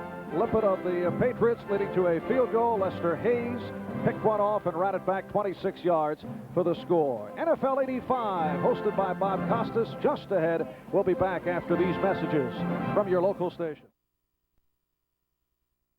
Foxborough, Massachusetts, Marv Albert along with Bob Greasy, and at halftime, the Patriots lead the Raiders by the score of 20-14. Shaky start for both quarterbacks, for both Tony Eason and Mark Wilson, with the interception by Lippett leading to the Franklin field goal, and then that interception by Hayes, which he was able to run in. Well, exactly. Both quarterbacks started off slowly, picked up a little bit, but I think the defenses have really dominated the first half. Although we have a lot of scoring, the special teams have been involved, and also the defenses have been involved in scoring the points. Checking the quarterback stats in the first half, Eason 6 for 12, 128 yards. Wilson 8 for 17, 107 yards. Tony Eason, though, had a couple of good streaks. Well, he had that one drive where he threw a lot on first down, moved the ball down. They didn't get it in the end zone, but they're both playing better. Eason's playing better than he has, and, of course, Wilson, I think, coming in, he was a little nervous, a little jumpy. Of course, the interception showed that. I think he's settled down a little bit, but you're not going to get much rushing yard on either one of these defenses. You're going to have to throw the football. All right, Bob, as a regular feature of our telecast, we spotlight the Bob Greasy keys at the start of the game. What about the keys that you touched upon earlier? Well, I think Mark Wilson has played well, but I don't think he's played well enough for the Raiders to win. I think, like I said, they have to get more into the passing game, not much running, because the Patriots are tough to run against. The New England offense has not allowed a sack, but by the same token, they've really not controlled the line of scrimmage. So the game, obviously, is up for grabs, and those keys still hold. All right, the Raiders' offensive touchdown was a hookup between this guy, Mark Wilson, and the speedster, Dokey Williams. And what happened was that number 85, Dokey Williams, went down and broke to the outside. Now, 42, Lippett, intercepted that pass early on. And then what happened was later on, 85 went down and out, and then went straight down the field. And he was beaten. Lippett was beaten. Number 42 was beaten on the play. And here we'll take a look at it. Dokey Williams will go down, out, and then up. And the pass is going to be completed for the touchdown. But good protection for Mark Wilson. Telestrator is obviously not working. We're going to try and draw that play up for you. But here's the other key play in the ball game. The snap that goes through Ray Guy's hands. He picks it up, tries to pick it up, and Andre Tippett scoops it up and runs it in for the touchdown for the score for the Patriots. And that's the score that has given New England a 20-14 lead as we head to the second half. Not much in terms of rushing by either the Raiders or the Patriots. I think the key thing are the turnovers. The turnovers have played a big role. The Raiders running one back for the touchdown, the only one that the Patriots have committed, and the Patriots having taking 2 turnovers from the Raiders and turning them into 10 points. Allen, 8 rushes, 32 yards. Collins has handled it 10 times. Massachusetts, Marv Albert along with Bob Greasy, and at halftime, the Patriots lead the Raiders by the score of 20-14. Shaky start for both quarterbacks, for both Tony Eason and Mark Wilson, with the interception by Lippett leading to the Franklin field goal, and then that interception by Hayes, which he was able to run in. Well, exactly. Both quarterbacks started off slowly, picked up a little bit, but I think the defenses have really dominated the first half. Although we have a lot of scoring, the special teams have been involved, and also the defenses have been involved in scoring the points. Checking the quarterback stats in the first half, Eason 6 for 12, 128 yards. Wilson 8 for 17, 107 yards. Tony Eason, though, had a couple of good streaks. Well, he had that one drive where he threw a lot on first down, moved the ball down. They didn't get it in the end zone, but they're both playing better. Eason's playing better than he has, and, of course, Wilson, I think, coming in, he was a little nervous, a little jumpy. Of course, the interception showed that. I think he's settled down a little bit, but you're not going to get much rushing yard on either one of these defenses. You're going to have to throw the football. All right, Bob, as a regular feature of our telecast, we spotlight the Bob Greasy keys at the start of the game. What about the keys that you touched upon earlier? Well, I think Mark Wilson has played well, but I don't think he's played well enough for the Raiders to win. I think, like I said, they have to get more into the passing game, not much running, because the Patriots are tough to run against. The New England offense has not allowed a sack, but by the same token, they really not controlled the line of scrimmage. So the game obviously is up for grabs, and those keys still hold. All right, the Raiders' offensive touchdown was a hookup between this guy, Mark Wilson, and the speedster, Dokie Williams. And what happened was that number 85, Dokie Williams, went down and broke to the outside. Now, 42 Lippett intercepted that pass early on. And then what happened was later on, 85 went down and out, and then went straight down the field. And he was beaten, Lippett was beaten, number 42 was beaten on the play. And here we'll take a look at it. Dokie Williams will go down, out, and then up. And the pass is going to be completed for the touchdown. But good protection for Mark Wilson. Telestrator is obviously not working. We're going to try and draw that play up for you. But here's the other key play in the ball game. The snap that goes through Ray Guy's hands. He picks it up, tries to pick it up, and Andre Tippett scoops it up and runs it in for the touchdown for the score for the Patriots. And that's the score that has given New England a 20-14 lead as we head to the second half. Not much in terms of rushing by either the Raiders or the Patriots. I think the key thing are the turnovers. The turnovers have played a big role. The Raiders running one back for the touchdown, the only one that the Patriots have committed, and the Patriots having taking 2 turnovers from the Raiders and turning them into 10 points. Allen, 8 rushes, 32 yards. Collins has handled it 10 times for only 30 yards. Here's Stephen Starring on the return. Stephen Starring returns the kick. Starring out to the 25-yard line. Trey Junkin, Stacy Turan combined on the stop. And Tony Eason leads the offensive unit onto the field. Eason in his 3rd season out of Illinois, a first-round draft pick back in 1983. And he will start first down from his 24-yard line. And they come out of the eye. Mosi Tatupu now in the backfield with Tony Collins. Here's Collins, led by Tatupu. Mike Davis able to trip him up. That New England offensive line, Brian Holloway and Steve Moore at the tackles, John Hanna, Ron Wooten at the guards, Pete Brock is at center. Steve Moore emerging as the starter when Darrell Haley was sidelined with. And so Moore, a 3-year pro out of Tennessee State, has played well. Second down and 8 off the 2-yard pickup. Eason throwing. Intended for Irving Pryor. Covered by Lester Hayes. It'll be a 3rd down and 8.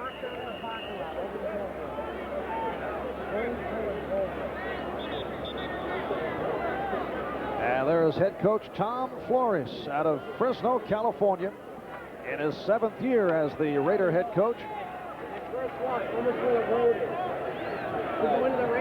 Tom Flores owning 4 Super Bowl rings, including 1 as a player and another as an assistant coach, 2 as a head coach.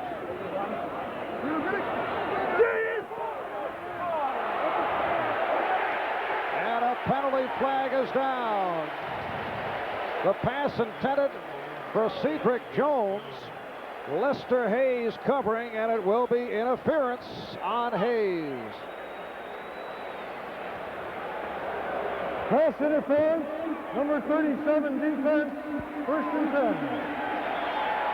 That'll cost 22 yards.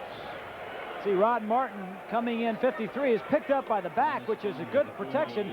Eason throws it off balance. Now watch here, Cedric Jones sees the ball, making a play to come back, and the problem is Lester Hayes did not see it, reached his arm out and interfered with the opportunity to catch the football. First down midfield, Craig James dancing, but 77 Lyle Alzado able to join him as a partner. And again, a flare-up. We had a brief scuffle late in the first half. Alzado trying to fire up the Raiders. I think something was said. Maybe James may have said something to me like, I'm down, don't hit me so hard or whatever. Maybe a little bit more forceful than that. But Alzado can get that defense fired up. He is the longtime senior citizen of that defensive line, has said that this will probably be his last year, and he knows how to psych that defense up and fire them up. Second down and 12. Paul Fairchild now at left guard, replacing John Hanna. Fairchild, a second-year man from Kansas. Tony Collins on the reception, but the strong safety, Mike Davis, right there. The Raider defensive line now, Marv, getting some pressure on Eason. He's not taking the sack, but he's having to deliver the ball a little bit before he would like to. Well, not much doing in the Giant-Philadelphia game. Finally a score. Paul McFadden, a 41-yard field goal for the Eagles. Eagles trying to avenge an earlier season loss to the Giants. Third down and 8 at midfield. Eason taking a long look. Again, a flag down.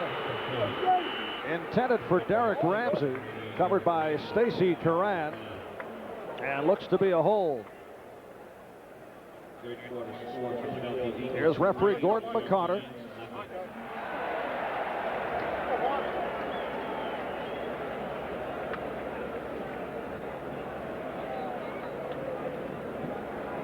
Holding, number 66, offense, penalty decline, fourth down. And that is Paul Fairchild, who came on for John Hanna, who's had an assortment of injuries.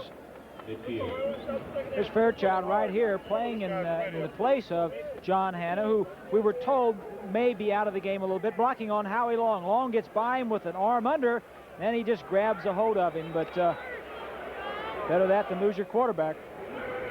And here is Rich Camarillo.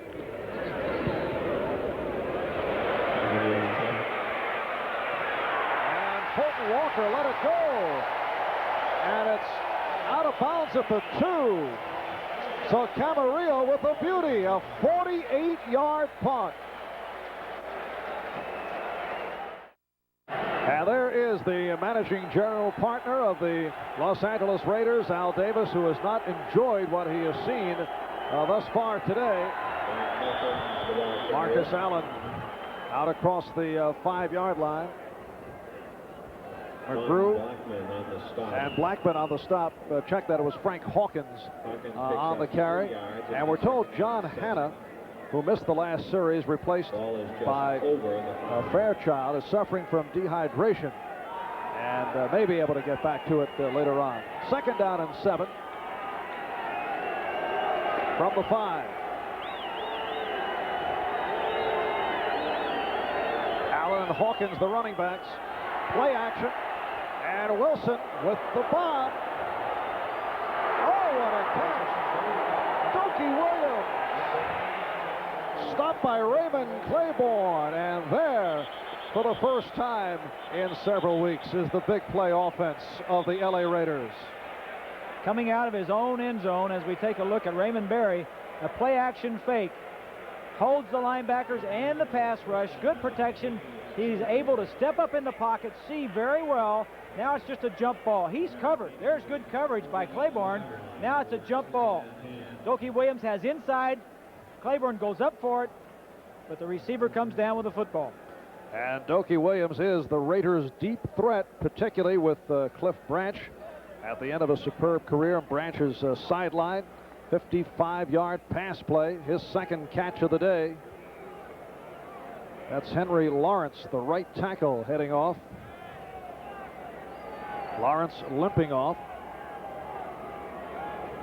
And Kevin Belcher, a rookie from Wisconsin, a 7th-round draft pick, replacing Lawrence at right tackle. So Jordan, the former Patriot, and Belcher at the tackles. Davis and Marvin at the guards, and Don Mosbar in at center. Would be surprised, Marv, to see him go again deep on an early down. First down at the Patriot 40-yard line. And Allen looking to throw. They go to the halfback option, which has been executed very well by Allen. intended for Jesse Hester. But a flag is down. There is no flag on the play. The contact by the defensive back was legal. Here you take another look at it. The Raiders always pressing the issue. Offense, they want to put pressure on you. They just got to the 40-yard line. The first play they do is a play-action pass, a little flip back to the man was open. He threw the ball back over his shoulder, so he had to come back and allow Claiborne, 26, to break it up. But they had it, didn't hit it. And the flag was waved off. So Gordon McCarter says no flag, 2nd and 10. Wilson stepping up, throwing a beautiful pass, but it died. It looked like it was headed toward Jim Smith and then fell short, and Fred Marion actually had a shot at it. Ball was just underthrown. He was Smith was behind. As we take a look at the pass rush of Tippett, 56 on the rookie Belcher. 76 quarterback steps up in the pocket. Tippett doesn't get his man, but Smith was open on that play. Wilson just didn't get the ball out to him. So the Raiders now, with a gambling series, they go for the bomb, succeed. Marcus Allen looks to throw, so he's now 1 for 2 throwing the football this season. And Wilson had nowhere to go, being chased by Ben Thomas and Larry McGrew. Thomas, the rookie from Auburn, number 99. Looks like he's shaken up, Art.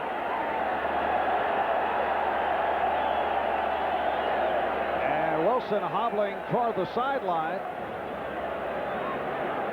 There is the backup quarterback, Rusty Hilger, a rookie from Oklahoma State.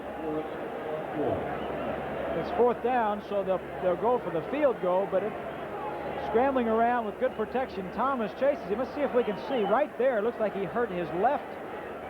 His left or his right. He did it before he fell down, obviously. That's one of the things about artificial turf fields, Marv. The traction on the rubber-soled shoe is so good with the artificial turf that you can hurt yourself without any contact. And Ray Guy will punt for the 6th time today. He's out at midfield. And looking to angle.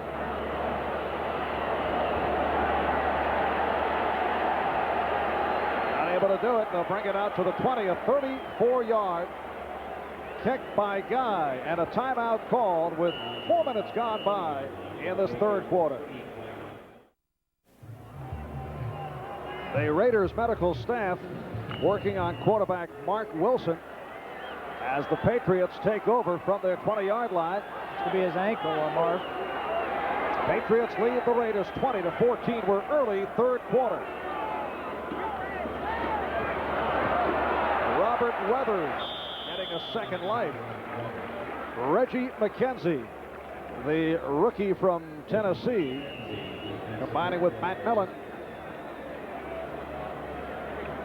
There's the battle in the trenches. 75 is Howie Long, playing over Steve Moore, the third-year player.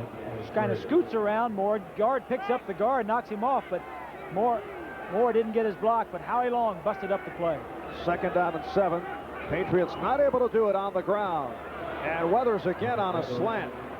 Robert Weathers in his 4th season out of Arizona State.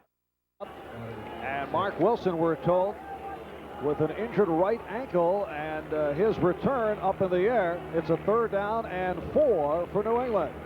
And Eason throwing the middle and batted down, intended for Fryer. Mike Davis got a piece of it. He had his man open. He just overthrew the ball. Mike Davis is right here. Pattern is going to come down and right in front of him. Eason not throwing the ball well on this play. As you see, come off the line of scrimmage, is open right there. He threw it more to the inside, expecting Fryer to move in, and Fryer just hooked around right where he was. And following that early scoring flurry, particularly in the 1st quarter and early 2nd quarter, things have certainly calmed down. Camarillo getting it away. This is Fulton Walker on the return. to the Raider 45-yard line. 6 minutes have gone by. In this third quarter, 42-yard punt, 12-yard return. We'll be right back. With Mark Wilson sidelined by an ankle injury, we will now see the National Football League debut for the rookie out of Oklahoma State, Rusty Hilger. What is going through his mind? Well, right he's now? nervous. There's no doubt about that. They have a lot of confidence in this young man. They think he may be a quarterback of the future for him. But I think he's better off coming off the bench in the middle of a game than he is practicing all week and having to think about it. So if he's going to play well, this would be the time to do it. And he hands off to Marcus Allen. The good news for Rusty is that Henry Lawrence is back in at right tackle. He left a moment ago. Rusty Hilger, Raiders' 6th-round draft pick. He can throw long and can run. Had an impressive preseason. The all-time passing leader for the Cowboys of Oklahoma State, setting a host of records. 2nd down and 3 at the New England 47. Williams in motion, and again to the ground, and a first down picked up by Allen. Larry McGrew on the cover-up. The Raiders normally call the plays for don't normally call the plays. They usually let their quarterbacks call them, but they're sending him in for Hilger at this point and sticking to the ground game just to get him a little bit of, as we see the scores go by on the bottom of your screen, just to get him a little confidence, get him in the flow of the ball game. And now the Giants have tied up the Eagles in the third quarter. St. Louis in front of Green Bay. Marcus Allen, 10 carries, 44 yards, so it's been quiet thus far. And again to Allen. Flag thrown. Allen attempting to change direction. Stopped by Julius Adams. Incidentally, this is the final year for Julius Adams. He says number 85 will retire after 85 at the age of 37. Unless he changes his jersey number. To 86. Get to fight Stanley Morgan for that one. All right, Detroit over Tampa Bay in the third. And Minnesota leads Buffalo in the third quarter. Here's Gordon McCarter. Left side of the defensive line. Penalty accepted. First down 5. First down and 5 for the Raiders at the New England 37. This is the area of the field where the Raiders like to put the ball up deep. The defense don't think you're going to throw deep because you're on their 35, 36, 37-yard line, but the Raiders have already gone deep twice from this area today. Fumble the snap and able to hang on. Right here, let's pause briefly for station identification. This is the NBC Television Network. You're watching WXFL Channel 8, Tampa, St. Petersburg. Marv Albert, Bob Greasy from Foxborough. Beautiful day here in the New England area. The Patriots leading the Raiders 20-14. Rusty Hilger has taken over from Mark Wilson at quarterback for the LA Raiders. Wilson replacing the injured Jim Plunkett, dislocating his shoulder last week in the loss to the 49ers. Here's Hilger throwing for the first time. He had Jim Smith wide open and threw a fastball that was high and wide. That's exactly right, Marv. He had him so wide open, I'm sure Hilger couldn't believe it.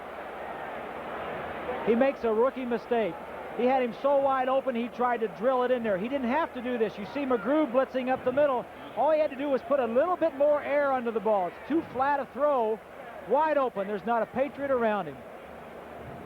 If he would have just given him, as we see Wilson going to the locker room, if he would have just given the ball a little bit more air, more time to catch the football. It's a third down and 5 at the Patriots 37. Allen peels off. Incomplete. Ronnie Libet covering on the play. So Hilger with the opportunity. He had Smith wide open just as, ironically, Mark Wilson was leaving the field heading to the clubhouse. You know, there has been talk that the Raiders are looking for yet another quarterback. Larry King had it on the NFL 85 show that Richard Todd of the New Orleans Saints is a man the Raiders are interested in. That has been talked about earlier this season. And another name that has cropped up, Doug Williams, now in the USFL. Here's Guy. Again, a directional punt. And let's see. We'll have to wait and see where they mark it. Just inside the 10. So a good one by Guy. We'll be right back. And there's the rookie wide receiver, Jesse Hester, who has similar muscular structure to that of our producer, David Neal. Being taped up. The Patriots will start out from the 9. Ray Guy with a 28-yard punt, and his punting statistics will not look pretty, but he's been able to angle out several within the 20-yard line. So forget about statistics when it comes to the punting of Guy. Nice move by James. Run out by McElroy. James turning it up. Craig James just short of a first down on that last run. It's second and less than a yard at the 19. Collins has the first down. Mike Davis, the strong safety, making the stop. Stacy Turan replacing Lester Hayes at the left cornerback position for the Surge. Turan's a fine prospect. 6th round draft choice last year. Got a lot of playing time in the nickel situations. He's a good hitter. They're very high on him. New England first down at the 20. All the scoring of the first half. Nothing at all thus far. Third quarter with 6:20 remaining. And here's James. Could not turn it. And run out by Turan, and some extra activity out of bounds. Personal foul against the Raiders.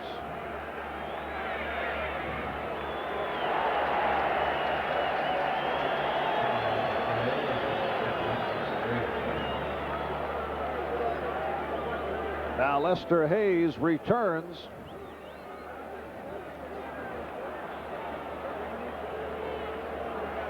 Personal foul, unnecessary roughness. Number 30 on the defense, 15 yards, 1st and 10. Take a look at the end of the play. Turan hits him inbounds. I don't know about that, Marv. That looks just like a foul. He didn't unnecessarily. I've seen a lot worse things go on out of bounds than that. But it is a personal foul. First down at the 39.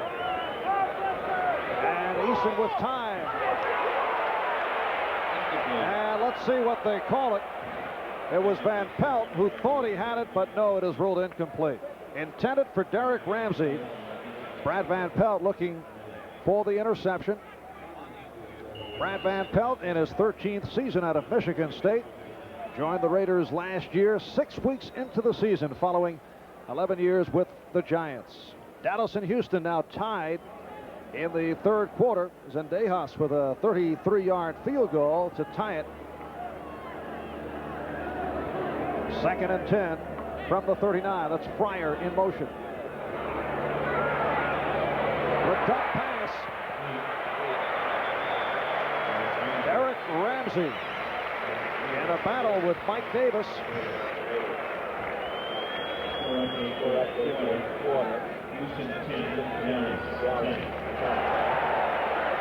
Ramsey will be coming from the right side of your screen. Pretty good protection. Townsend breaks through. Ramsey, the leading receiver on the Patriot team last year when they played with 2 tight ends, was a former Raider, a quarterback in college, and he said he's going to have mixed emotions about playing against his old teammates out here today. Says he still has a lot of close friends on the Raiders. Eason is now 8 for 18, 141 yards. 3rd down and 2, and he bullets one. Could not be held by Fryer. Fryer saw Van McElroy coming from his free safety position, reading the slant by Fryer all the way, and Fryer has had some injury problems in the past, but he certainly knew that the free safety was coming. And here's Camarillo for the 6th time today. Patriot coach Raymond Berry has had his receivers needing putty to strengthen their fingers. We may see some more putty. Well, Raymond used to do that when he was playing, and he said, strengthen your hands, not only your receivers, but defensive backs. And Walker comes up for it. Fulton Walker to the 30. And I see Mark Wilson has made his return to the Raider bench. 30-yard punt, 9-yard return. So Wilson to the locker room. And now back on. Rusty Hilger ran the last series. And Hilger out there right now. The Raiders taking over at their 30-yard line with 5:12 remaining. You can see how Eason is looking into that sun. When you're going from the left to the right as you're sitting watching this ball game, you're looking directly into the sun, and it does have an effect on the quarterbacks and all the players that are looking down the field. That was your major complaint about playing here at That was Foxborough. one of them, yes. A quick opener from Marcus Allen. And he's just short of the first down. The free safety, Fred Marion, on the stop. And we're just under 5 minutes left in this third quarter. The Raiders come in with a record of 1-2. They open by walloping the Jets 31-0, coming up with 10 sacks of the Jet quarterbacking duo of Ken O'Brien and Pat Ryan. Lost in Kansas City last week, lost at home to San Francisco, while the Patriots at 2-1, 2nd-1. And Allen has the first down. Andre Tippett making the stop.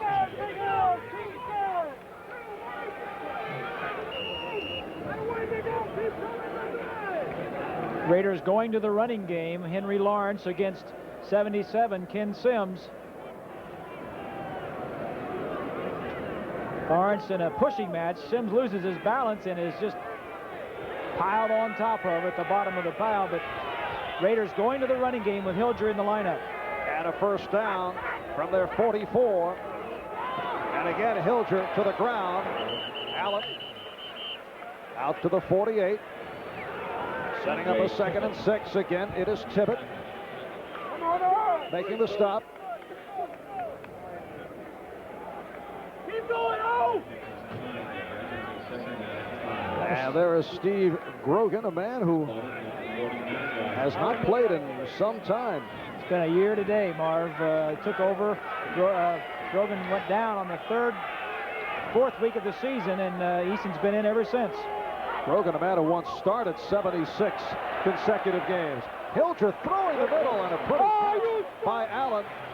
Flag thrown, though. You may have heard the disagreement picked up by our sideline microphone.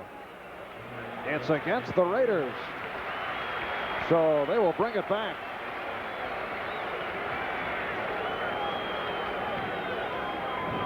The Raiders are going with some safe passes. We get the call. Holding, number 27, offense, 10-yard penalty, repeat, 2nd down. Some shorter passes. Here's Marcus Allen. Christensen will go across to clear, and Marcus will come and try to get the ball in here, right? Not deep passes, not long passes, just some short stuff to get the confidence of the young rookie, and then let him go from there. Good throw. Some traffic. Marcus was saying, don't hit me in the stomach. I'm going to pull my knees up. He didn't have to jump for that ball. 2nd down, 15. Raiders hit with a penalty for the 5th time. Patriots assessed 4 times. And Hilger putting one deep left side for Hester. Setting up a 3rd down play. Fred Marion, the free safety, covering the rookie Hester. Mets leading the Pirates 4-3 as we check out the baseball races. And the Cardinals over the Expos in the 6th inning. Going in, Mets 4 back, the magic number 4. Yankees in the first of 2, leading the Orioles at the stadium. Toronto 6 games in front of the Yanks. Magic number in the American League East is at 4. 3rd down and 15. Just under 3 left, 3rd quarter.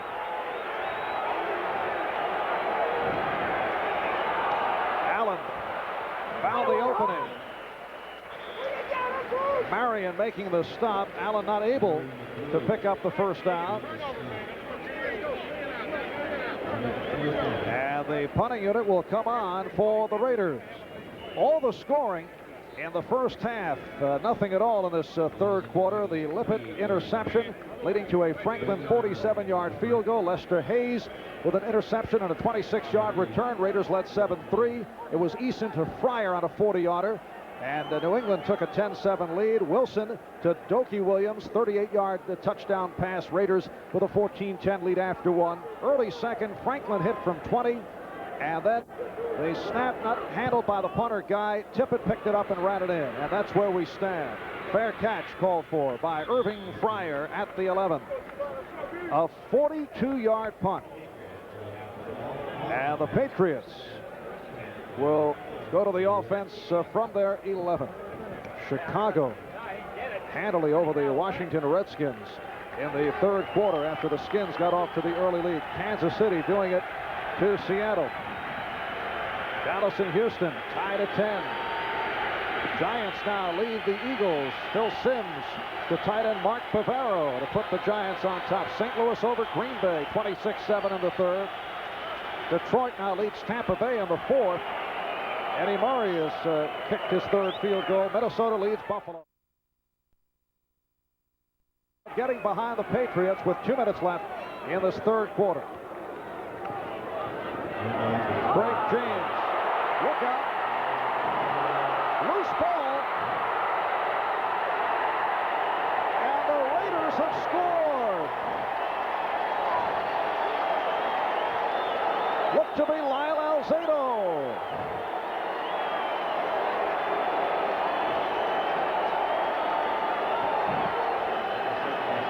It has been a game of critical turnovers. Lyle Alzado able to cover it up for the 6. Neither offense doing anything. The defense and the special teams say, we'll take over. Alzado, you knew he was going to fall on that ball. There was no way he could try and pick it up. The only thing Lyle could do was fall and just wrap his big body around it for the touchdown. But big play by the Raider defense. They lose their quarterback. The Raider defense comes back again to rescue the offense.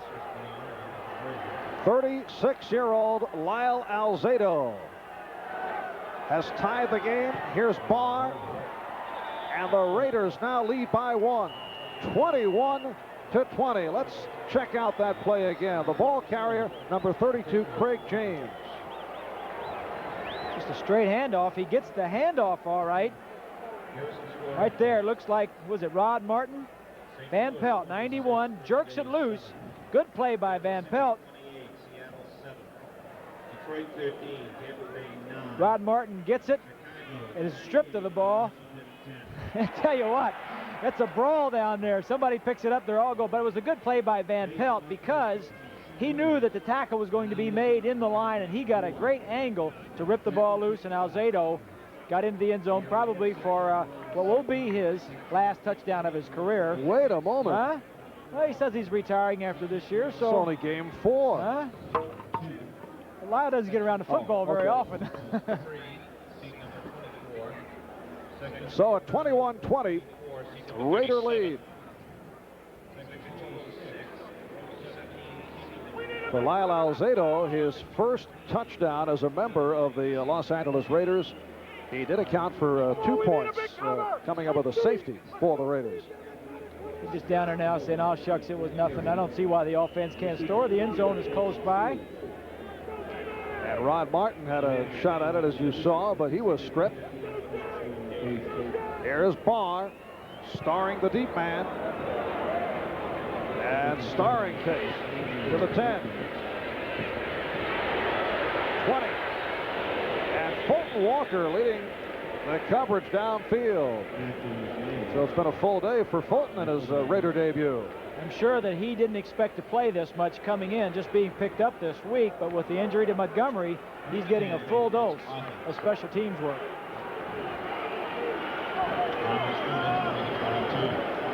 The only points for the Patriots this season in the third quarter came on that Irving Fryer 85-yard punt return against Buffalo last Sunday. Minute and a half remaining, third quarter. Patriots first down from their 22. And Eason is hauled down by Howie Long.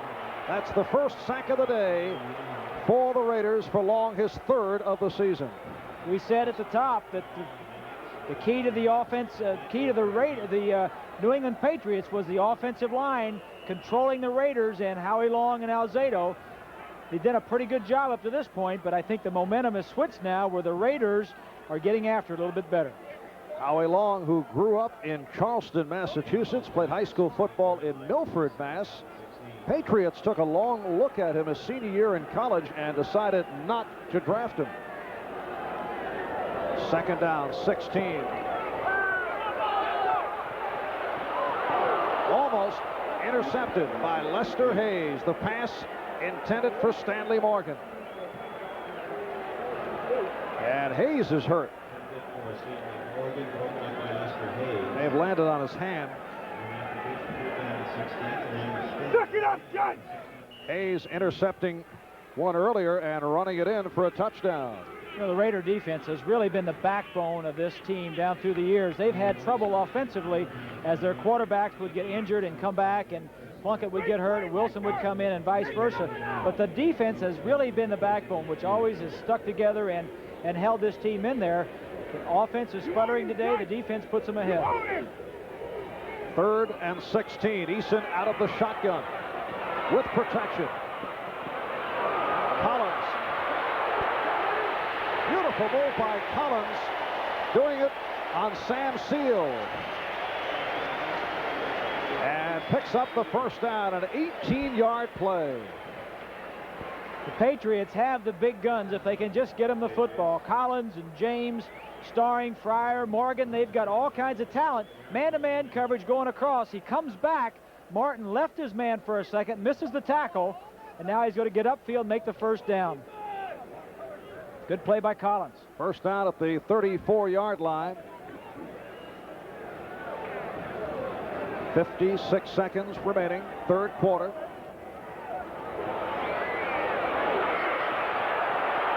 And Eason unleashing. And again, almost intercepted. It's ruled incomplete, intended for Craig James. It was Van McElroy who nearly picked one off. Booing is for Eason. He had more time. It looks like McElroy is injured.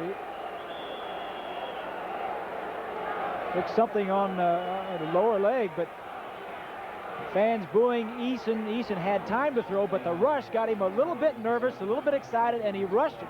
When he got out of the pocket, he had the time, but underthrew the ball. He had a receiver in the area. Now watch as the Raiders make him move around a little bit. Howie Long, 75. Piquel, 71. He has to step up. Now he has the time, but you don't know what's behind you. So he throws it without setting his feet and didn't get the ball there. McElroy dives for it. Doesn't quite get there. Van McElroy in his 4th year out of Baylor. You know, artificial turf, Marv, is not the ideal playing conditions for the LA Raiders. Last 6 years, their winning percentage has been 67% overall of all games. On artificial turf, only 54% in the last 6 years. They've won 13, lost 11 on the artificial grass. Eason is now 9 for 22. 159 yards, 1 touchdown, 1 interception. Patriots not able to do it on the ground, averaging about 2.5 per carry. So their offense sputtering again. Collins is stopped. It'll be a 3rd down play coming up. Rod Martin, Howie Long, all over Tony Collins. Howie Long beating Brock. Pete Brock was blocking back. The quickness of Howie Long got him around the center and into the backfield to disrupt the timing and allow the tackle to be made. Is Long the most complete defensive end in the NFL? I think he plays the run and the pass better than any lineman in the league. You may get some that play the pass a little better or the run, but as far as complete player, he's at the top. Time running down, 10 seconds left, third quarter, 3rd down and 10. And again, Eason from the shotgun. Pass deflected and incomplete. And Eason hearing it. Stanley Morgan, the intended receiver. Eason had that one good spurt But he has had his problems once again this week. Well, he did it on early downs, first and second downs, before the Raiders got their pass rushers in there and their nickel backs. They're playing tight man-to-man coverage in the secondary, and when you get a lot of pressure to try to throw that ball from the center of the field to an out with a defensive man right on you, it's very, very difficult to complete it. Rich Camarillo has had a excellent day. Once again, Fulton Walker awaits the punt. And Camarillo booming it. Here's Walker to the 30. Good coverage by the Patriots, led by Johnny Rembert. A 46-yard punt, 11-yard return. That's the end of the third quarter. The score, Raiders 21, Patriots 20. We'll be back after these words from your local station.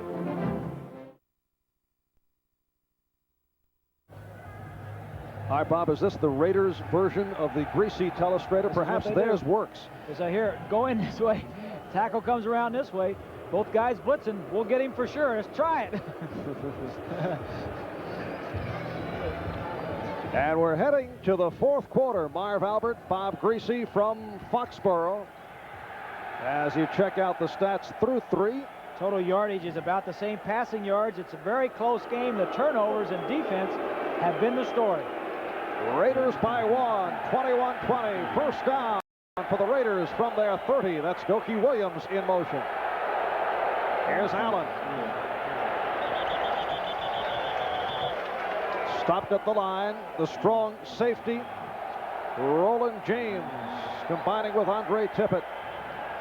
Good defensive play by Andre Tippett as he strings out Todd Christensen. Christensen, an excellent receiver, but you see he cannot get him hooked. He can't get him hooked. Plays him down the line, does Tippett, and then the defensive flow comes and stops him for no gain. With the glasses on, looks so mild-mannered. Andre Tippett in his 4th season out of Iowa. Marcus Allen with 72 yards on the ground has outrushed the Patriot team to this point. Hilger stumbling. That was a dangerous pass intended for Allen.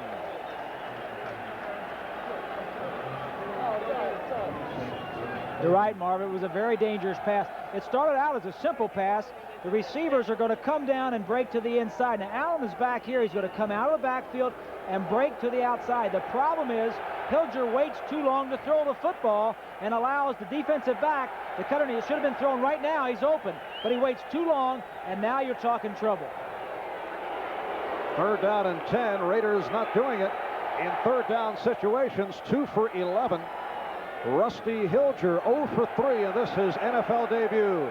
Taking over for Mark Wilson, who injured an ankle. Hilger throwing deep. Doki Williams, the intended receiver, in a race with Rod McSwain. And the punting unit headed on now for the Raiders. That's a safe play. As we take a look at these scores, Hilger, that play was sent in from the sideline. It's a safe play because you're throwing it deep down the field. You cannot throw into coverage. It's one-on-one, and you maybe get a big play out of it. Hilger having some problems coming on, but I think they're in good situation. I think they feel like if we don't turn it over offensively, we'll let our defense and this man right here play the rest of the football game. And Ray Guy has had an outstanding day. In fact, both punters have done well.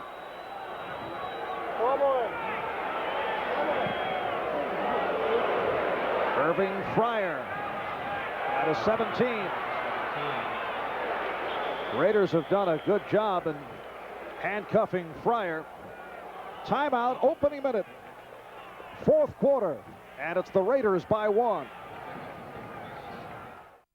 Sullivan Stadium, Foxborough. Today's game has been a sellout for 3 weeks. I'm told the November 3rd game against Miami is already SRO. Patriots taking over, and a burst by Collins.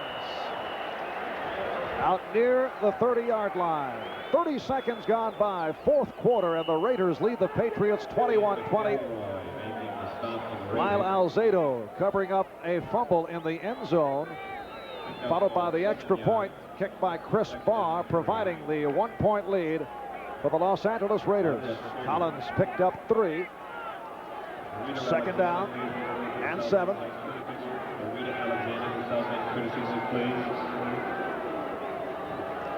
And here's James. Stopped short of the first down. Howie Long and Brad Van Pelt combining.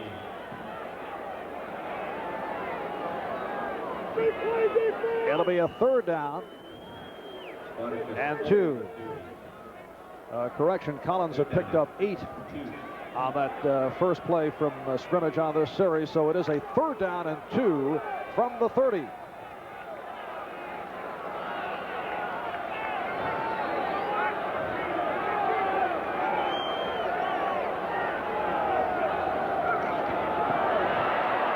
Eason in trouble. Mike Davis heading to the quarterback, Tony Eason. Raiders were in a blitz. Mike Davis on a safety blitz. Here we'll see it again. Davis coming inside. Grogan moving around. Eason moving around on the play, not able to avoid the. I think that's the first sack that the second sack of Eason today. Pretty good protection most of the day by the Pets. And here's Camarillo back at his 11. Fulton Walker takes to the 30, 40. Running very well. He overkicked his coverage by about 25 yards. 50-yard punt, 26-yard return. We'll be right back. Take over midfield. Marcus Allen off the left side. Stopped by the inside linebacker, Larry McGrew. Coming up next on NBC Sports, the second half of the doubleheader. And most of you will see Dan Marino and the Miami Dolphins battle John Elway and the Denver Broncos. Check your local listings for the game coming up in your area. 2nd and 5, 12 minutes remaining. Fourth quarter. Raiders lead the Patriots 21-20. And Allen again. Steve Nelson on the tackle.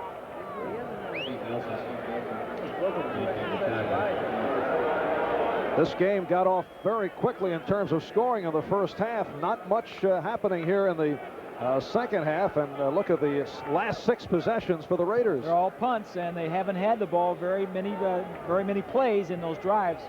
6, and the most being 6. The last possession was 4, but the complexion of their offense has changed a little bit with Hilger being in the ball game. It's been more conservative, more running, and some of the long passes down the field, which are safe passes, maybe a big play, but if not, certainly not an interception.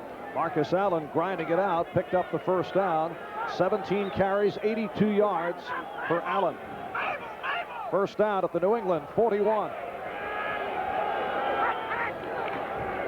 Here's Hawkins.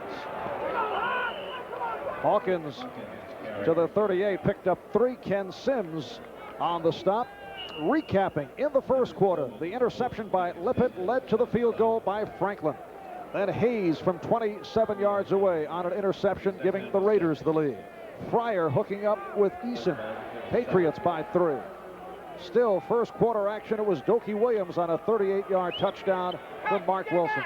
Then Tippett on the 25-yard fumble recovery, followed by Alzado covering one up. And the Raiders lead it 21-20. We're early fourth quarter. Mix up there. Allen not able to save it. Hawkins and Hilger on a collision. That's the problem when you're a rookie quarterback in the offense. The plays are being sent in from the sideline. He either calls them incorrectly or he goes the wrong way. And Hilger is having a tough time. But again, it's a tough situation to come in, play a good defense like the Patriots. It's a third down and 9. And a new look on the offensive line of the Raiders. Dave Dalby playing the last couple of series. Mosbar, who started at center, now replacing Marvin at right guard. Jordan and Lawrence at the tackles. Davis and Mosbar at the guard.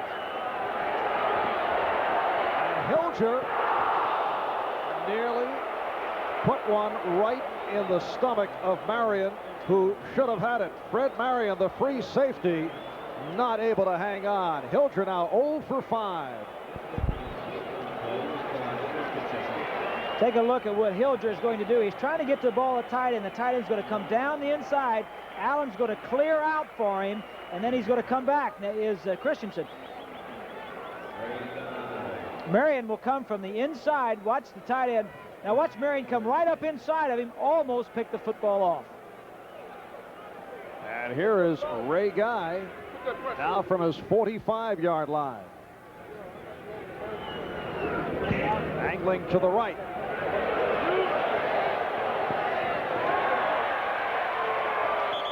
And let's see where they spot it. At about the 7. So Guy has done it again. Right on target. 33-yard punt, but the Patriots again will start out from deep in their own end. Check the reaction here of Ray Guy as he watches the flight of his punt. Yes, marked out at the 7-yard line, so he has hit 6 of 10 inside the 20. The ball spotted at the 7. Collins. Stopped by Piquel. Paul Fairchild is back in at left guard, replacing John Hanna. And there is John Incognito. Look at his big thighs, his legs, how big. That's why he got the name Hog Hanna. It's been a little hot for him today. He hasn't been in training. Had a leg problem earlier on in training camp, and they're working him back into the offense. 2nd down and 7.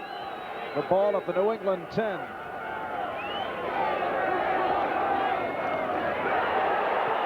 Collins with Howie Long right there.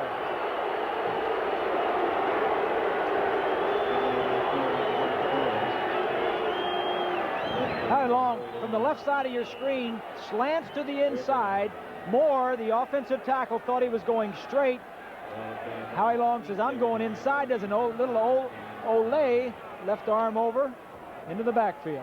Long was almost there in time to take the handoff. What makes him so good, Marv, is his strength and his quickness. You don't normally see that combination of defensive linemen. 3rd down, 9. Eason off the roll. Underthrows. And that pass intended for Derek Ramsey. A crowd not pleased with that New England series. And here comes Camarillo. It has been a punt-a-thon for the Patriots, similar to the situation with the Raiders. We showed you the Raiders earlier. The last 6 times they had the ball were punts. These 6 were all punts except for the one fumble caused the touchdown, which is the difference in this ball game. So Camarillo will punt for his 9th time. Fulton Walker has had a good day, handling special team duty in his debut with the Raiders. Short punt. Walker to the 40. And a big break for Camarillo, the first bad punt of the day. A 37-yarder, 20-yard return by Walker, and he was tackled by the punter, Camarillo. This game has turned into a duel of punters, and Ray Guy is winning it at this point because this was a very poor kick. Camarillo over to make the tackle. It's how he was hurt, but if he didn't make the tackle, it was 6 points for Fulton Walker. As we mentioned earlier, Camarillo injured against the Redskins in a preseason game last year, trying to tackle Mike Nelms. Now Hilger and the Raiders, 1st down at the Patriot 23. Allen looking to go outside, broke a tackle. And out of bounds at the 17. Claiborne pushed him out. I'm sure Tom Flores will feel very fortunate if he can come to Foxborough, where he hasn't won. He's 0-2 in Foxborough. Have both of his starting quarterbacks, first Plunkett and then Wilson, out of the ball game, and send in a rookie, Hilger, and win this football game late in the ball game. He's doing it with a conservative offense that is running the football and a very active defense and his special teams. Wilson injuring his ankle in the 3rd quarter. 2nd down and 4. They line up in the I. Allen. Change of direction. Hilger leading him. A magnificent move by Marcus Allen, and has the 1st down. I'm sure that Ray Guy on the sideline is praying that Hilger doesn't get hurt, because last year, as we take another look at this play, nothing inside. The great back that he is spins out and says, if they're all over to the left, I'm going back to the right. Hilger out in front trying to make a block. But last year, the year before, both quarterbacks were nicked a little bit, and Flores was standing there talking to Ray Guy, and the more he talked to him about going in, the more his eyes got bigger and bigger. And then Wilson came from the tunnel, and Guy says, here he comes, he's coming out, let him go in.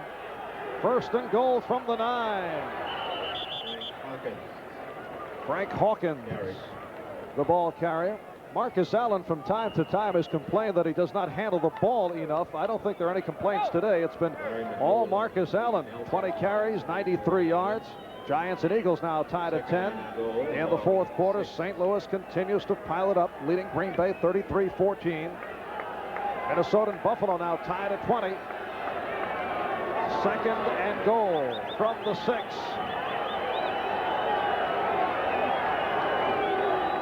Here's Allen. Fred Marion and Larry McGrew on the stop. National Football League rules require that we present away games starting with the opening kickoff to stations in the team's home area. So viewers in Denver, New York, and San Diego will be leaving this game in just a couple of minutes for a telecast involving your home team. However, we will continue to bring you reports on this game to keep you up to date. A third and goal from the 2 as the Raiders call for time. 7:25 left in this fourth quarter. Raiders lead it 21-20. And off that short punt by Camarillo and the good return by Walker, the Raiders are on the doorstep.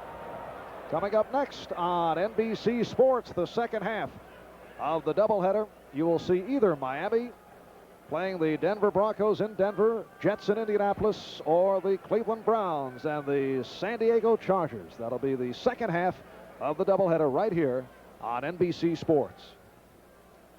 Raiders taking that timeout to talk it over, whether they want to go with a running play or a pass play. It's third down and, well, about 2, I guess it is, for a first down. Actually, you know, a running play or a pass play, I don't think that you can really set for one or the other, because I think if a running play, 2 yards, you might make it for a touchdown if they're expecting pass. So I think the Raiders discussing whether they want to run a draw, maybe run Marcus Allen, or whether they want to go on a pass. I kind of think that what they're going to do is give the ball in a handoff. I think they're happy with the way their defense is playing, and I don't think they want to put the pressure on Hilger to throw the ball and perhaps get an interception. And he is 0 for 5.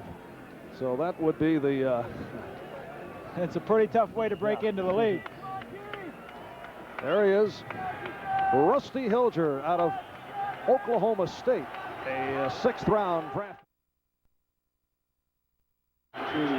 Third and goal from the 2.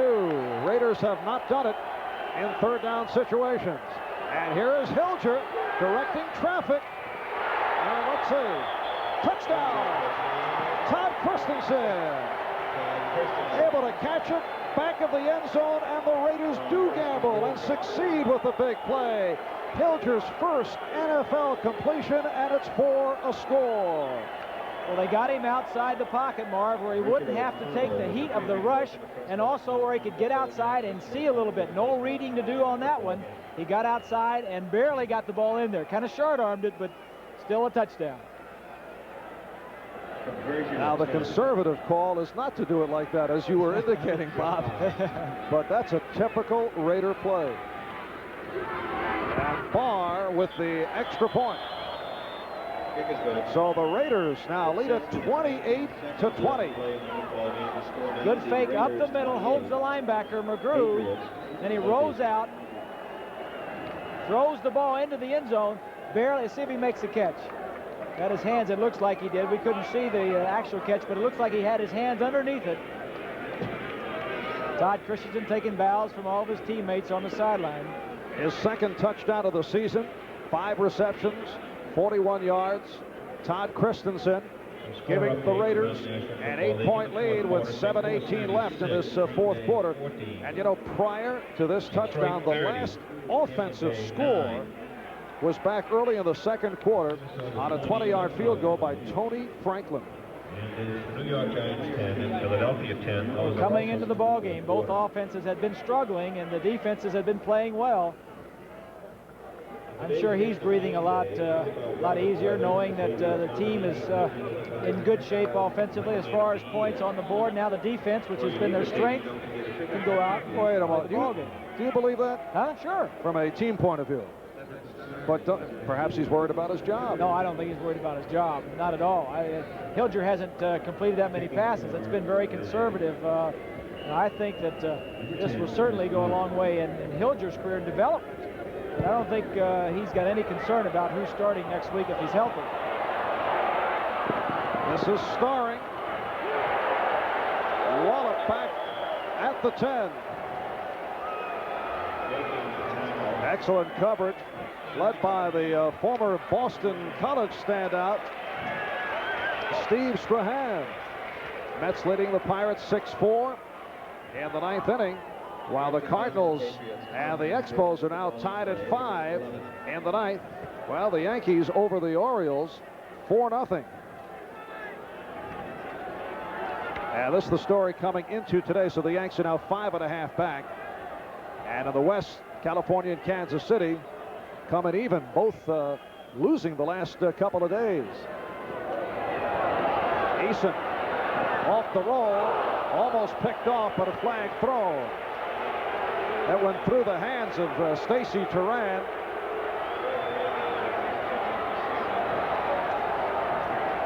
Holding New England.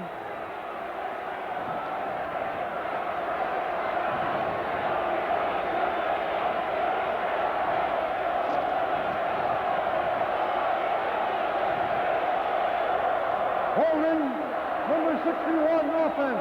Penalty declined, second down. A hold called on the right guard, Ron Wooten.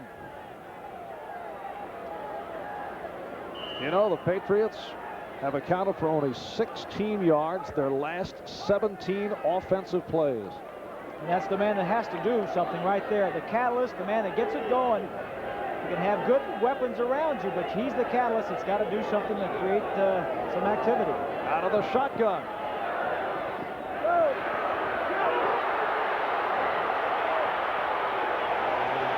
And Morgan able to break a tackle for a 21-yard pickup. McElroy making the stop. And an important play as the Patriots with a first down, moving it upfield.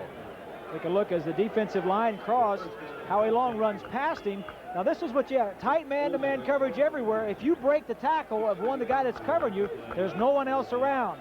This game has become a series of small, fast, wide receivers and quick defensive backs. That's where the passing game is right now.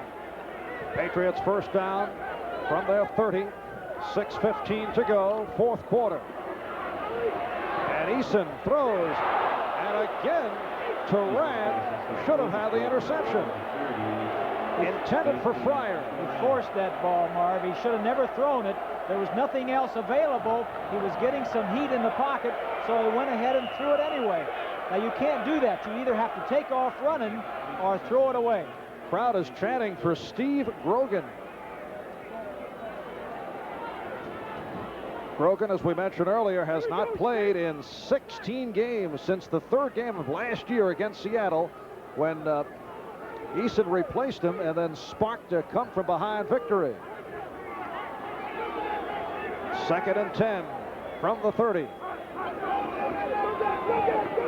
Eason with time.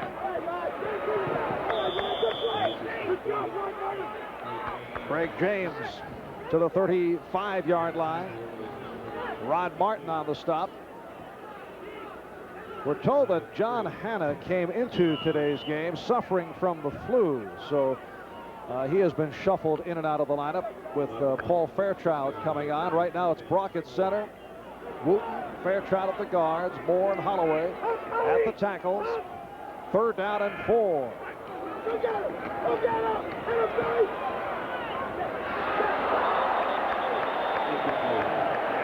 Dempsey not able to hang on, but a flag down.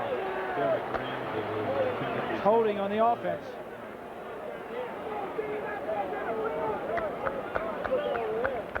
5.5 left in this fourth quarter. The Raiders now lead the Patriots 28-20. Holding, number 67, offense. Personal foul, unnecessary roughness, number 37, defense. Penalties offset, repeat the down. Lester Hayes called for the personal foul, and the right tackle Steve Moore on the hold. Lester Hayes at the top gets a jam, number 37. The flag had already been thrown. It was for that initial jab up around the head. It's a 3rd down and 4.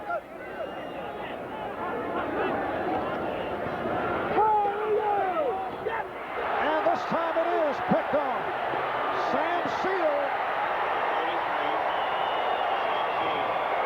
37-yard touchdown off the interception. Sam Seal, the extra defensive back out of Western State in Colorado. And there's a penalty marker down.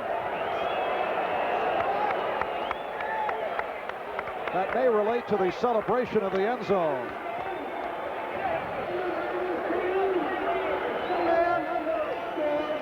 Marv, that was a poor throw. So the touchdown will stand, and Raiders will be penalized for the celebration. Right. But a poor throw by Eason, but it was a poor route. I'll demonstrate it to you after the kick. So Lester Hayes has run one in, as has Sam Seal, and the Raiders now lead it 34-20. And here is Chris Bond. Wilson putting it down.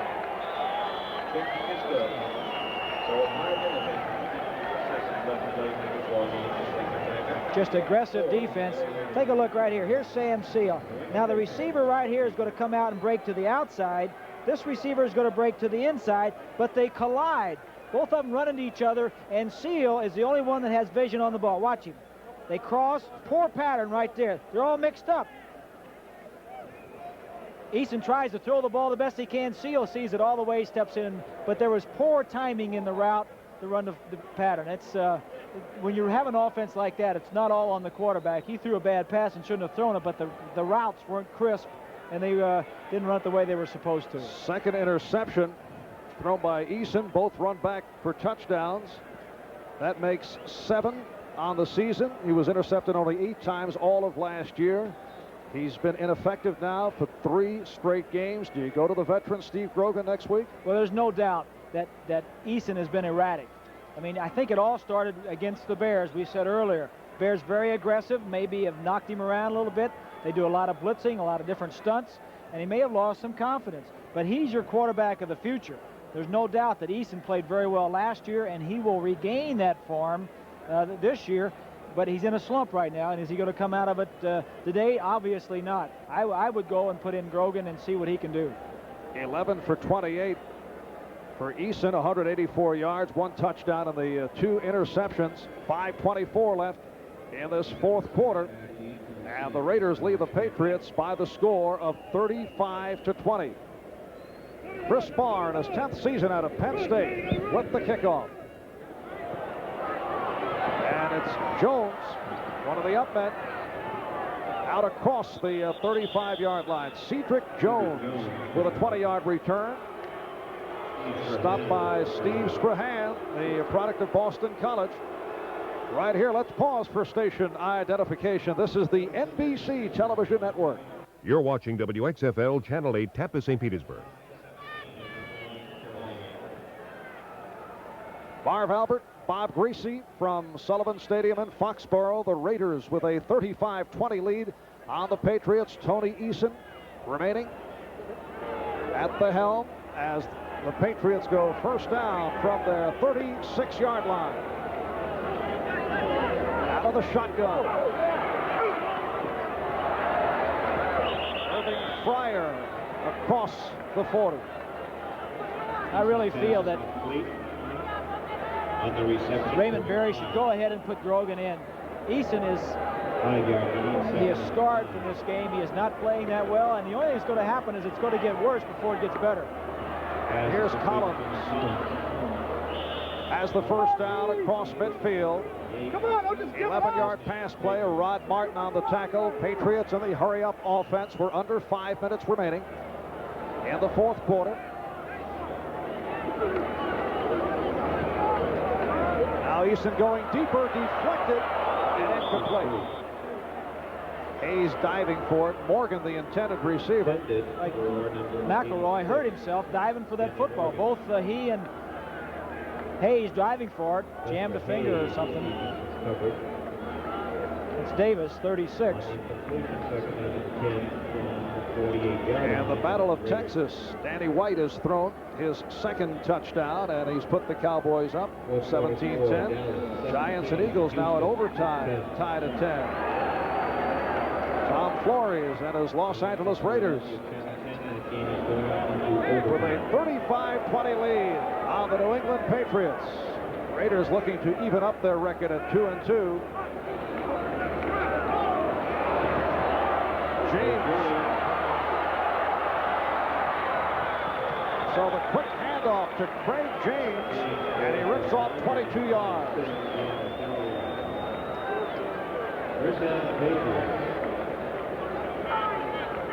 It's a draw play. The Raiders are not worried about draw plays and running plays. They're ahead by more than 2 touchdowns, so they're playing it loose in the secondary, deep zones. You're going to have some space to run in, but the overall picture is still favorable to play defense the way they're playing it. 53 yards, 12 carries for James. First down at the 26 in Raider territory. Flag thrown. Eason going deep. To break it up. Derwin Williams getting the pop from Mike Davis.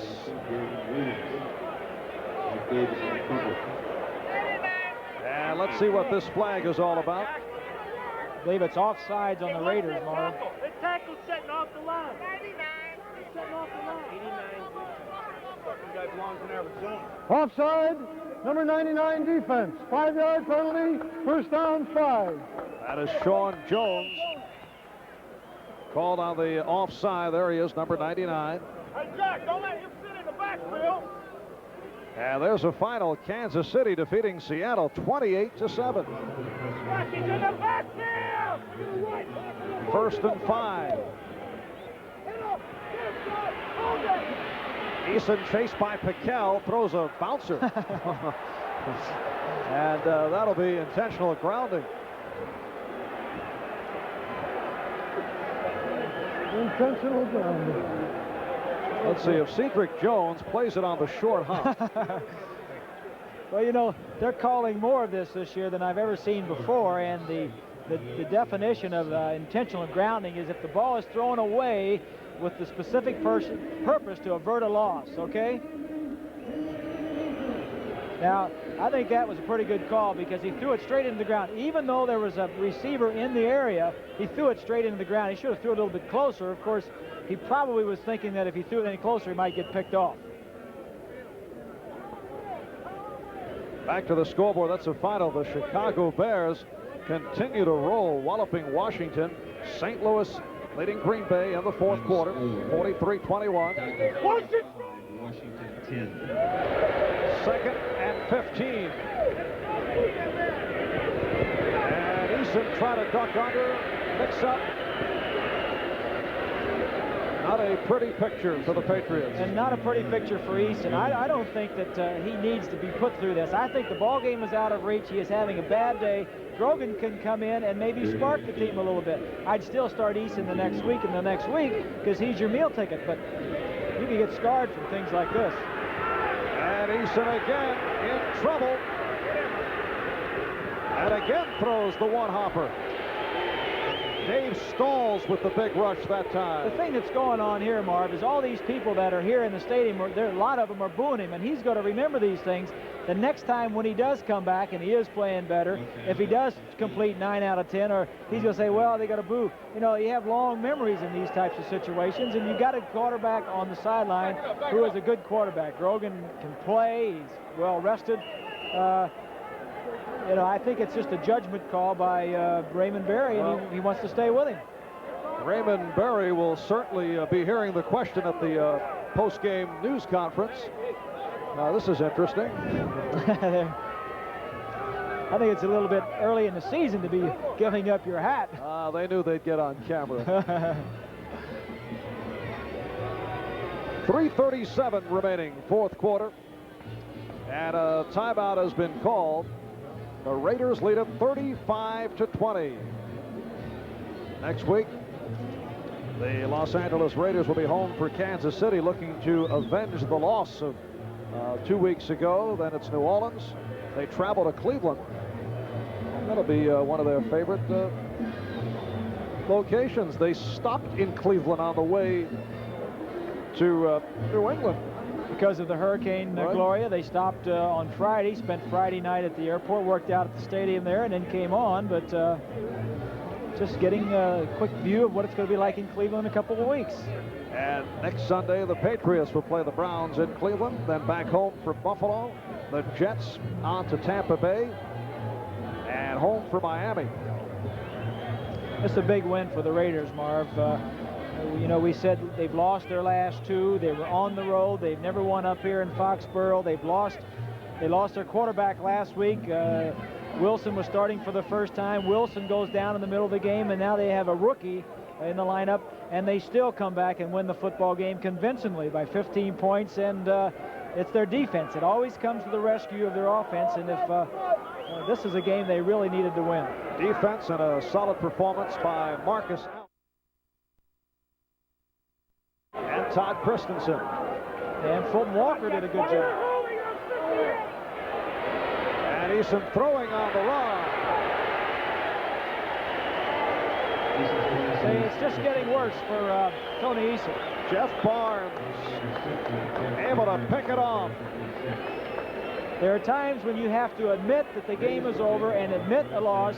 Take your man out of there and let somebody else come in and take the tough ending. The Raiders are sitting back now just enjoying this, and this is a tough situation. I've been through some of these, and I'll tell you, when the coach took me out, I was glad of it. Let the other guy go in and get his brains beat out. Said with such compassion. I've been through it. Jeff Barnes, 9th year out of California, coming up with his first interception of the season, and Eason picked off for the third time today. 3:28 left, fourth quarter.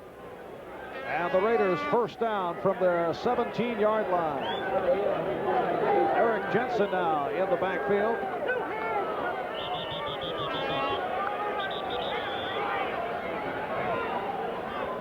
And the Raiders, obviously a happy ball club, as they will just look to run it down. Hawkins and Jensen are the running backs, so Marcus Allen to the sideline. Coming into this ball game, the Raiders were in last place in the AFC West. And the Patriots are by no means out of the race. They'll drop to 2-2 and certainly have a good ball club. Their offense isn't playing well now, but that'll get straightened out, and they'll be a force in the AFC East before the year is over. 2nd and 7 out of the I. This is Hawkins. Penalty marker thrown. Hawkins across the 22-yard line. Ken Sims on the stop, along with Andre Tippett.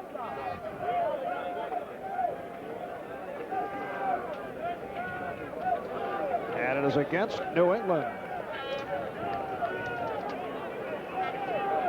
Clock down to 2.5 remaining now in the fourth quarter.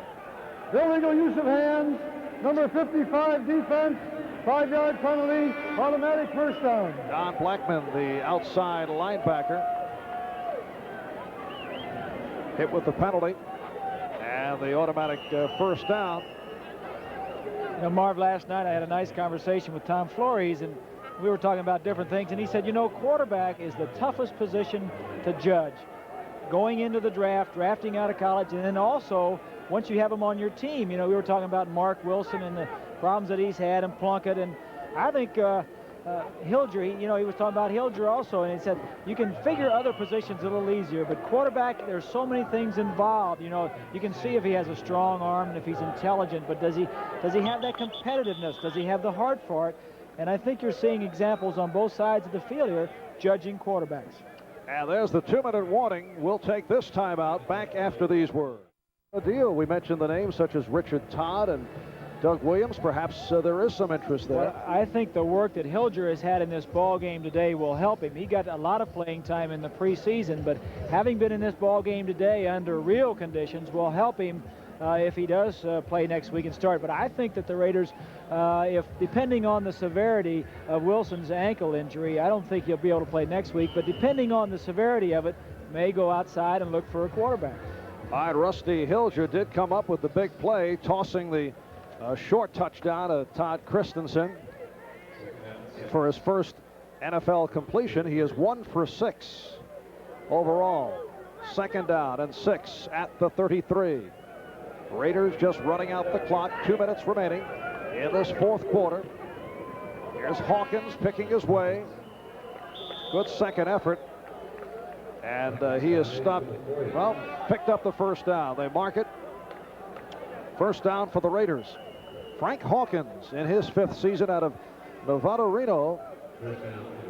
And he has won the starting job, pushing Kenny King to a backup role. King was the starting fullback. Now King backing up Marcus Allen. Down to 1.5 minutes left. The Raiders will even up their record at 2-2. The Patriots will fall to a record of 2-2.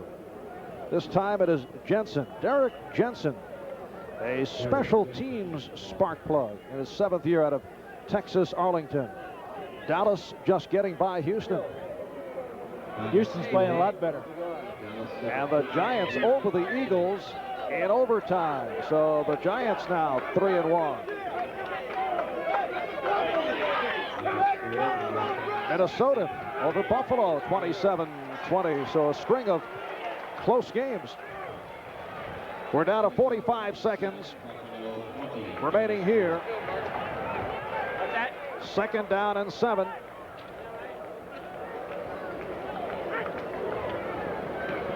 Here's Jensen, stopped behind the line. Blackman there for the tackle. And checking out the AFC West, Kansas City with the win today over Seattle. Denver playing later on against Miami. San Diego later on.